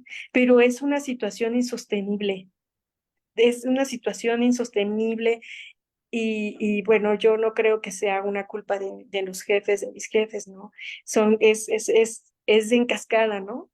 El de arriba da una orden y va cayendo en cascada y va cayendo sobre los trabajadores burocráticos, ¿no? O sea, a lo mejor ya la desesperación de tantas carpetas de investigación que llevan mis compañeros, a lo mejor un agente del Ministerio Público lleva más de 1000 carpetas de investigación, más de 1000. Entonces, la atención que le puede dar a más de 1000 carpetas de investigación, pues no es lo mismo, ¿no? Ya no se trabaja igual y va en cascada y detrimento sobre la víctima, ¿no? Ya es como que insostenible. Ojalá que también podamos trabajar en lo que es la burocracia, en lo que es el gobierno, en sostener esta maquinaria de manera saludable, ¿no? Prevenir, es una prevención de salud, esto de la violencia laboral implica incluso enfermedades, ¿no? De los trabajadores, muchos compañeros con colitis, gastritis, nervios, parálisis faciales, enfermos del riñón porque no pueden ir al baño, no hay tiempo ni de ir al baño, o sea, es algo terrible, no es es algo insostenible. Y en No todos es los nada. trabajos en donde he estado es lo mismo, o sea, es lo que veo diario, día a día. Sí, no es nada sano, más que nada porque en la burocracia, como usted bien comenta, pues no existen, digamos, protocolos, la norma oficial mexicana, técnicamente hablando, no la aplican porque pues se trata de una norma expedida por una Secretaría del Trabajo, Previsión Social, que obviamente está a la par de cualquier entidad o cualquier dependencia federal. Aquí lo interesante es cómo nos puede servir la ponencia de usted, sobre todo en materia penal, para poder nosotros en la materia laboral hacer visible este tipo de irregularidades, de discriminación en contra de la mujer, en contra incluso también del hombre, como usted lo acaba, como usted Ujú. lo comenta, de las mujeres trans y de toda esta comunidad LGBT y más, ¿ok? ¿Por qué? Porque con base en ello podemos darle elementos al juzgador para que lo vea o lo visualice de una forma distinta. Aquí lo interesante es cómo vamos a intentar acreditar este tipo de cuestiones ante la autoridad laboral, pero también respecto de las medidas que ustedes toman, qué documentos les expiden a las mujeres que son violentadas, las medidas de protección que ellas tienen y cómo el tamizaje, cómo lo podemos solicitar o cómo lo podemos pedir para tratar de también ofrecerlo como prueba en un procedimiento burocrático, porque como usted bien dice, pues no hay nada con nosotros y lo que sí tenemos es un poquito de el órgano interno de control también, de hacer a lo mejor una denuncia por este tipo de abuso, de acoso, de este tipo de problemáticas, pero creo que nos sirve mucho y en gran medida, pues lo que ustedes hacen dentro del ámbito penal, ¿ok? Y del ámbito, me imagino que también administrativo, al dar la atención a estas víctimas y que nos dan a ustedes elementos también a través de los exámenes, estudios psicológicos que ustedes realizan a las víctimas y también ofrecerlo como prueba para que la autoridad tenga la visión y obviamente tenga los elementos para poder determinar si existió o no existió violencia, las características y demás, ¿no? Bueno, acá nosotros las medidas de protección y el dicho de la víctima se toma como de buena fe. Ujú. Entonces, simplemente con el dicho de la víctima, sin acreditar nada, nosotros podemos solicitar al juez de control en juicios orales, nosotros podemos solicitar esas medidas de protección sin ninguna prueba. Sin embargo, porque los dichos de las víctimas están consideradas como de buena fe. Sin Claro. embargo, ese tamizaje de riesgo se les aplica dentro de un expediente que se llama expediente UMEP. Se hace el tamizaje de riesgo y ahí queda. Le decimos al juez, sí, estas medidas de protección continúan. Las medidas de protección son permanentes de una revisión trimestral. Cada 3 meses tenemos que informarle al juez si continúa la violencia o ya no existe la violencia, porque a lo mejor cambiaron al generador de la violencia del área de trabajo, porque ya no lo ve, porque ya no saben dónde está. Entonces, esas medidas de protección solicitamos la cancelación de acuerdo a la voluntad de la víctima. Le preguntamos, ya no tienes un riesgo, ya no existe, ya no lo ves desde hace meses, entonces, ¿quieres solicitar la cancelación? Sí quiero solicitarla o no quiero solicitarla. A lo mejor la víctima muchas veces ya no existe un riesgo, sin embargo se sienten con miedo, que el estrés postraumático es demasiado que piensan que van a salir a la calle, se lo van a encontrar o cosas de ese tipo, y nosotros les necesitamos al juez. Ya no existe riesgo, sin embargo, la víctima se encuentra vulnerable por situaciones de todavía de miedo, ¿no? De situaciones psicológicas. Y pues podría servirles para una prueba en materia laboral. A veces ese tipo de violencia se da como la violencia familiar, como la mucha violencia de mujer en el interior, ¿no? Sin testigos, sin nadie que vea. Entonces, pues regularmente pues no hay pruebas, ¿no? Para acreditarlo. Los compañeros de trabajo, quién sabe si te puedan ayudar, ¿no? Quién sabe si te puedan atestiguar de, bueno, yo vi, pero si digo que vi, me voy a meter en un problema y también me van a acusar a mí también. O sea, está ese temor y ese miedo, por lo que regularmente hay pocas pruebas, aunque sé que ahora la Procuraduría del Defensa del Trabajo hace una junta, una negociación para conocer, poner a las partes, aunque se me hace un poco arriesgado a mí, poner al generador de la violencia con la víctima, enfrentarlos y encararlos, a mí se me hace un acto de revictimización, ¿no? Pero eso se hace, ¿no? Vamos a platicar cómo ocurrió, en lugar de, pues, de que le den al generador de la violencia alguna situación de, bueno, tú eres violento, ve a terapias, pues vamos a negociar acá la violencia. ¿Qué pasó? ¿No? A veces la violencia no se negocia así, porque el generador de la violencia tiene un ejercicio del poder sobre de otra persona, ¿no?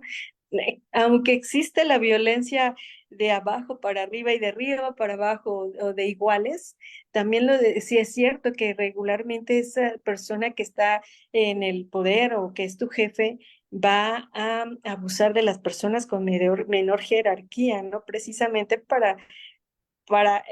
por ese ejercicio o ese sometimiento de poder que tienes de una persona sobre de otra.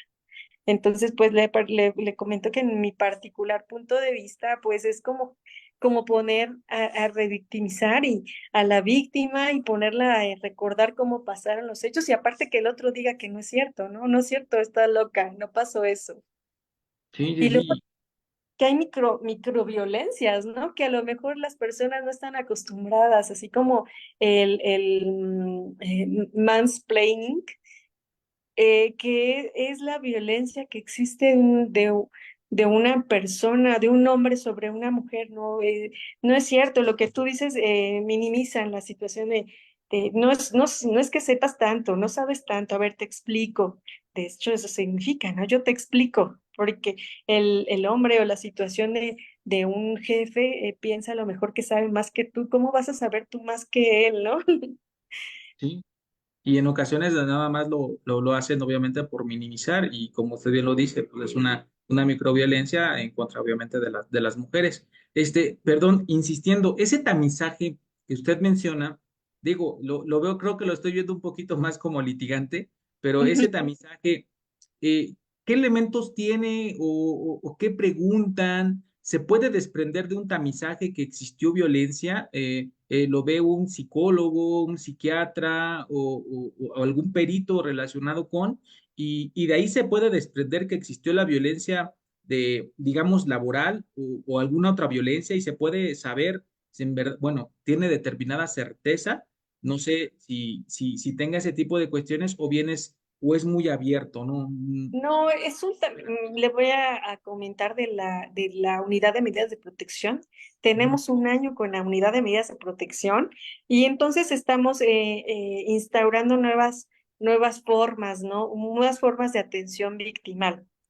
Entonces, ese tamizaje de riesgo consiste en preguntas muy básicas, si el generador de la violencia ha replicado la violencia durante estos últimos 3 meses, si usa algún arma de fuego, si la minimiza, o sea, son preguntas muy básicas y muy abiertas que no llevan como a una prueba fortalecida para un juicio. Sí lo Ujú. aplica psicólogas, sin embargo, no es un tamizaje que tenga algún registro o un tamizaje que realice, que esté protocolizado como el que sí existe en el apartado A del artículo 123. Todos los trabajadores de las empresas, aquí sí existe, ¿no? Este protocolo y hay un estudio del mismo. Acá en la unidad de medidas de protección, ese tamizaje solo nos sirve para tener o saber si esa víctima sigue con la violencia o ya no. Sin embargo, para una prueba, a mí me parece que no es la idónea para decir esta mujer sí sufre de violencia o no sufre de violencia. Pero pues me podría parecer que pudiera solicitar una impresión diagnóstica por una psicóloga o un peritaje en materia de psicología Ok. victimal, en donde los peritos realicen una prueba, una serie de pruebas basadas en la ciencia y que entonces tenga una entrevista, pruebas, son una serie de preguntas que sí están reguladas y entonces a partir de todas las entrevistas, esas pruebas realizadas, baterías de pruebas, se llega a una conclusión y entonces ese sí es un dictamen pericial que sí te puede servir para un litigio, digamos, incluso hasta una reparación del daño en materia civil, ¿no? Pregunta, a lo mejor es muy boba, maestra, pero bueno, esa me surge a mí. Sabemos que cuando hablamos de víctimas, pues víctimas, bueno, obviamente son en este caso las mujeres, pero cuando hablamos de familia, pues también son los hijos, a lo mejor los sobrinos, los papás, tal vez. Cuando hablamos de esta protección y que protegen a esta víctima, mujer, también se puede hacer extensiva, o sea, hace extensiva a los hijos, a los padres, a los hermanos, o solo es para la víctima directa? No, no, no. Estas medidas de protección sí son para las víctimas directas y las víctimas indirectas de la violencia. Por ejemplo, a lo mejor es un hombre, ¿no? Mi papá, que es un adulto mayor y que es una persona con situación de vulnerabilidad y que con motivo de la violencia que yo estoy sufriendo, él también tiene miedo de que vengan por mí la fiscalía, ¿no? En uno de esos casos, que venga por mí la fiscalía y me haga algo. Entonces solicitamos también medidas de protección para mi papá, ¿no? O para mi hija, ¿no? Si mi hija también está en una situación de vulnerabilidad por cuestión de víctima, por ser víctima indirecta de la violencia, también existen las medidas de protección que se amplían a la víctima indirecta de la violencia, igual para salvaguardar su integridad y un posible daño mayor, ¿no? Con Sí. motivo de violencia. Sí, más que nada porque, pues bueno, desafortunadamente en nuestro país esta violencia, lejos de venir para abajo, en ocasiones, pues es en aumento y en ocasiones no solo es con la víctima directa, sino también con la indirecta de los hijos, sobrinos, hermanos, padres, adultos mayores, como usted lo comenta. Y bueno, nos hacen otra pregunta, bueno, le dicen que muchas gracias por la exposición, que excelente exposición del doctor Ulises Lara. Y Arturo López nos comenta, ¿qué se puede hacer ante una denuncia falsa de violencia? eh, una denuncia de falsa violencia, pues nada, solo no la acción penal. Ok. Por ejemplo, digamos que vamos a poner el ejemplo del compañero, que a él le están diciendo que él violentó, pero el compañero dice que no violentó. A lo mejor el compañero es mi jefe. Ujú. Y yo estoy diciendo, no es que yo quiero su puesto, pues lo voy a quemar y voy a violentarlo. Y ese sería otro tipo de violencia, ¿no? Eh, entonces, voy a iniciar yo mis medidas de protección. Como les repito, las medidas de protección se conceden de plano, sin ninguna prueba. Entonces, él tendría acceso a una audiencia. A una audiencia, el juez penal lo invita y lo cita para que se realice esa audiencia en donde él va a exponer también al juez y se va a proteger y va a decir, no, yo no fui, yo no hice nada, la señora Marlene Romero solo está inventando, no tiene ninguna prueba en mi contra y además yo tengo testigos que mis compañeros dicen que ella es la que me está violentando, ¿no? Y ahí el juez entonces va a decir, ah, no, se cancelan las medidas de protección y entonces no las concedo las medidas de protección. Ok, entonces en esta audiencia para las medidas de protección también se cita al presunto o al que estamos nosotros señalando como violentador de mis derechos y él puede llegar y deducir o bien defenderse sobre estas medidas de protección, sea a través de una denuncia o bien sea, digamos, sin denuncia, como lo acaba de comentar. Sí, efectivamente el juez le va a dar también la oportunidad de defensa al probable generador de la violencia, ¿no? Pues decimos que es un probable porque no conocemos Claro. si efectivamente lo hizo o no lo hizo, pero sí tienen posibilidad de defenderse en esa audiencia. Solicitamos las medidas, el juez las tiene 4 horas tiene el juez para concederlas. Y entonces en esas 4 horas nosotros tenemos que notificarle al generador de la violencia que existen unas medidas que concedió el juez y le tenemos que notificar.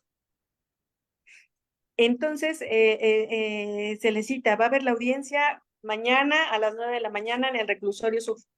Entonces vete tú al reclusorio sur porque vas a comparecer con el juez y el juez vas a dirimir o vas a contravertir tu señalamiento, ¿no? Pero Entonces, sí puede. perdón la interrupción, estas medidas de protección son muy rápidas por lo que veo, o sea, horas en las 4 horas. cuales el juez determina y el juez señala audiencia, pues prácticamente inmediatamente al día siguiente por lo que comenta, entonces son medidas pues demasiado rápidas, me imagino que para salvaguardar la integridad de la también presunta víctima, me imagino, Ujú. ¿ok? Que así se da por dadas las características. Sí, Y porque esto lo no todos los hechos, como el compañero menciona, este es como un hecho aparte, ¿no? Pero realmente o regularmente sí existe la violencia, ¿no? Y entonces como a lo mejor en materia familiar, ¿no? El señor tiene un arma de fuego, entonces no puede esperar al juez, pues vamos a citarla la próxima semana, ¿no? sí. Porque pudiera estar en riesgo la vida de la mujer y de los hijos y de las personas, las víctimas indirectas de la violencia. Ok, pregunta, si una mujer, bueno, una persona llega allá a las instalaciones con ustedes y les dicen, tengo miedo de acceder entonces, como lo que nos está comentando, de regresar a mi casa porque mi esposo me violenta o una persona, ¿toman las medidas ustedes inmediatamente o bien se esperan estas 4 horas o cómo hay medidas preventivas de las preventivas o cómo le hacen? Sí, nosotros podemos canalizar, si esa mujer tiene miedo de regresar a su casa con su familia o que, digamos, pongamos un ejemplo del diputado, ¿no? Que es súper poderoso y que va desde ella, piensa que la van a mandar a matar, o que a lo mejor sí la van a matar, ¿no? No Claro. lo sabemos. Entonces, cuando se trata de víctimas, yo creo que hay que tener empatía con la víctima y creerle, ¿no? Solo esa víctima sabe de lo que es capaz ese generador de violencia, ¿no? Sabe que si efectivamente la va a violentar o si no la va a violentar. Entonces, si tienen miedo y dicen, si tengo miedo de que me haga algo, que me llegue a quitar la vida, entonces nosotros tramitamos el área de trabajo social, nos apoyamos de los centros de justicia y podemos tramitar un albergue. Hay un albergue en un centro de justicia en Iztapalapa, en donde ahí están las víctimas de violencia, en caso de solicitarle, incluso antes de las medidas de protección, antes de que el juez le diga sí, si te concedo tus medidas, ahí la vamos a resguardar hasta que el juez conceda las medidas y se le notifique y se le diga al agresor hasta que la víctima esté segura, puede salir del albergue. No es para toda la vida, un albergue es temporal. Regularmente los albergues son 3 meses en los que te tienen ahí custodiada hasta que tú tengas una estabilidad emocional y que tú puedes salir a trabajar y que tú puedas ya no tener miedo. Entonces, eso es una situación de empoderamiento de la mujer y que sí existe. Ok. No, la verdad es que un tema bastante interesante y Mm, visto desde la óptica burocrática, obviamente visto desde la óptica penal, este es muy extenso, mm, del ámbito burocrático también, pero obviamente nosotros tenemos muchas limitaciones porque como usted bien lo dice, pues no existen los protocolos, de las normas no les son aplicables porque estamos hablando de entre pares, entonces muchas normas oficiales mexicanas al tratarse del propio estado no le son aplicables y lo único que relativamente nosotros tenemos, aunado a lo que usted nos comenta, pues son las cuestiones del órgano interno de control de las denuncias y demás, obviamente apoyándonos con las medidas que ustedes toman y llevarlo, me imagino que a la par, ¿no? Para salvaguardar la integridad de la víctima y el otro, obviamente, también para salvaguardar, pues mi derecho humano de trabajo, es decir, pues que conserve el trabajo y que pueda continuar laborando para poder tener y poder sobrevivir y poder mantener a mi familia, ¿no? Pero ujú. bueno, maestra, nos están aquí comentando, dice, interesante tema, en los hospitales lo realiza los comités de ética y le llaman denuncia y no queja. ¿Es correcto? Me llama la atención porque no es instancia jurídica. Eh, me Cada imagino que es, perdón. Bueno, cada una de las instituciones del gobierno tiene sus áreas, por ejemplo, las comisiones, ¿no? De honor y justicia, comisión de servicio civil de carrera profesional, en su caso también una comisión de ética. Sí hay comisiones en todas las dependencias, son distintas, en las que supongo que también puedes apoyarte, pero me parece que es un trámite burocrático, ¿no? Porque a lo mejor alguna compañera en algún momento hizo una denuncia y no pasó nada, ¿no? Entonces aquí con estas medidas sí pasa, ¿no? Con estas medidas sí se le dice, a ver, ven para acá, ven y di qué pasó. Y entonces al llevar al generador de la violencia ante un juzgado penal, pues sí es impactante, ¿no? O sea, como que ya le miden, ¿no? Dice, no, ya me habló el juez, ya me citó el juez, me van a seguir citando. Y entonces, pues a lo mejor pierde su trabajo, a lo inhabilitan, porque en la consecuencia de esos acusos y abusos laborales, a lo mejor también acaban en la inhabilitación del servidor público, ¿no? Y pues sí, puede iniciar su queja, pero también podría iniciar las medidas de protección. Si necesitamos, por ejemplo, un domicilio donde notificar al generador de la violencia, al probable generador de violencia. Sí, eso sí es importante. Y además que solo son en la Ciudad de México.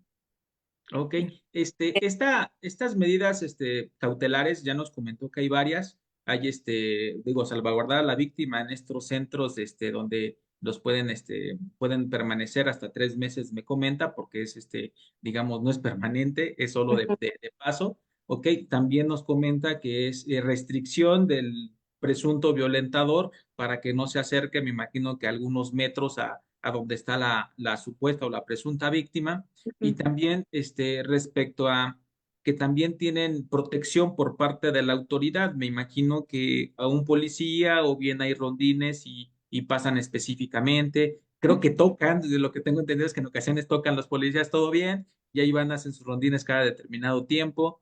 Y este tipo de cuestiones, este tipo de situaciones de actuar y demás, no podría traer como consecuencia que algunas personas quieran aprovecharse de este tipo de medidas para tratar de tener un beneficio.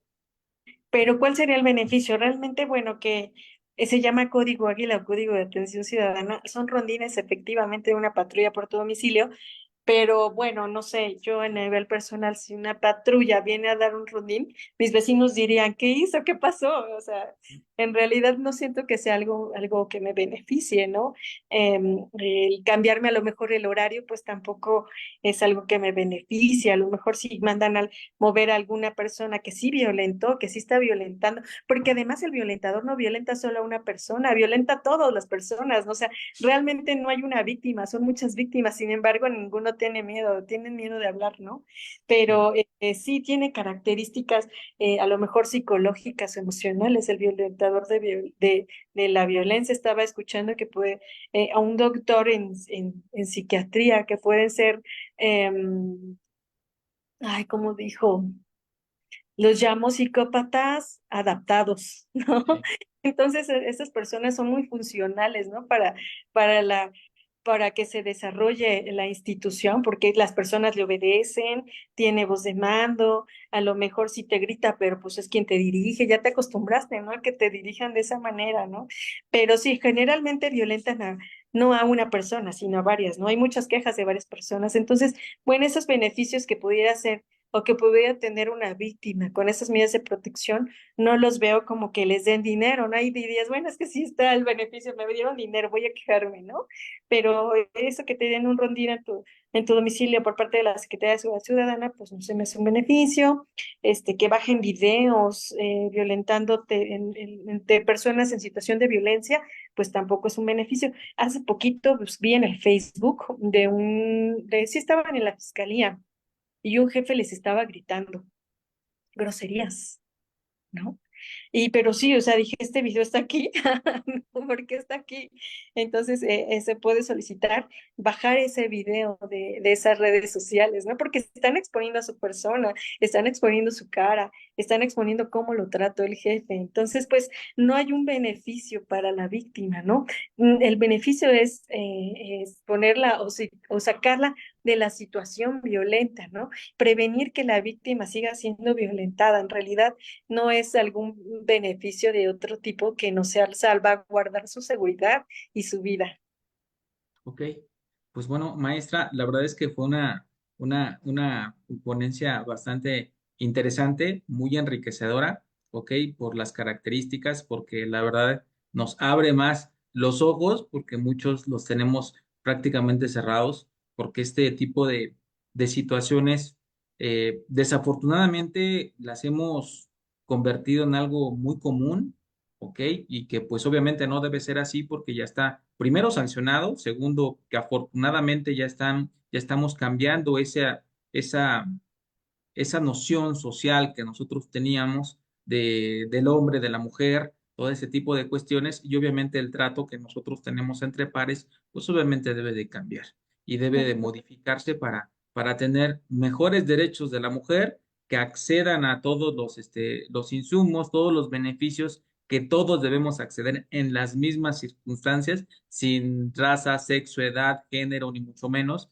solo con cuestiones reales y prácticas, ¿no? Inteligencia, conocimientos, práctica y demás, y no por cuestiones de raza, de sexo, ni mucho menos. Entonces, es muy enriquecedor y sobre todo de su materia, que la materia penal, la verdad es que nos ayuda bastante y nos contribuye a nosotros en materia laboral, pues no solo para verlo literal laboral, sino también para proteger a la víctima con todas estas medidas que usted nos da y nos ilustra para poder complementar. Le agradezco mucho a nombre de la Facultad de Derecho, y a nombre de nuestra directora, la doctora Sonia Venegas, de nuestro director de los profesores de Derecho del Trabajo, el doctor Enrique Larios. Y bueno, me permito hacerle extensiva esta constancia. Dice: el Colegio de Profesores de Derecho del Trabajo otorga la presente constancia a la licenciada Marlene Romero Basurto por su sobresaliente conferencia Acoso en el Trabajo, modalidad de violencia laboral, en la sesión de Derecho Laboral Burocrática, séptima temporada, versión digital. Ciudad Universitaria, Ciudad de México, por mi raza oral espíritu, 18 de septiembre de 2024, doctor Enrique Larios, presidente del colegio. Licenciada, no me resta más que agradecerle y estamos en contacto. Espero próximamente tenerla también como invitada para que nos siga ilustrando con estos temas y sobre todo temas muy actuales y que a toda la comunidad ahorita nos están interesando, tanto para favorecer como para también enriquecernos. Muchas gracias. Gracias, maestro. Gracias por la invitación. Yo espero que les haya servido un poco mi charla. De verdad, yo, igual que usted, espero que esa brecha se acorte cada día más, que exista por fin un protocolo para trabajar en el área de materia laboral, aunque pues no sé, vamos a ver cómo está este protocolo y cómo funciona el que rige a los particulares, ¿no? A las empresas, porque me parece que aunque existe una norma, es una norma administrativa, ¿no? Que puede o no, obedecerle al patrón, sin embargo, bueno, podría existir alguna sanción en contra, pero vamos a ver, esto va a llevar a conocer si efectivamente es lo que necesitamos en materia burocrática, un protocolo que igual nos sirva y que pues bueno, proteja al trabajador de todas estas cosas que hemos platicado. Claro. Y bueno, también agradecer a mis jefes porque pues, son buenos jefes, no me violentan.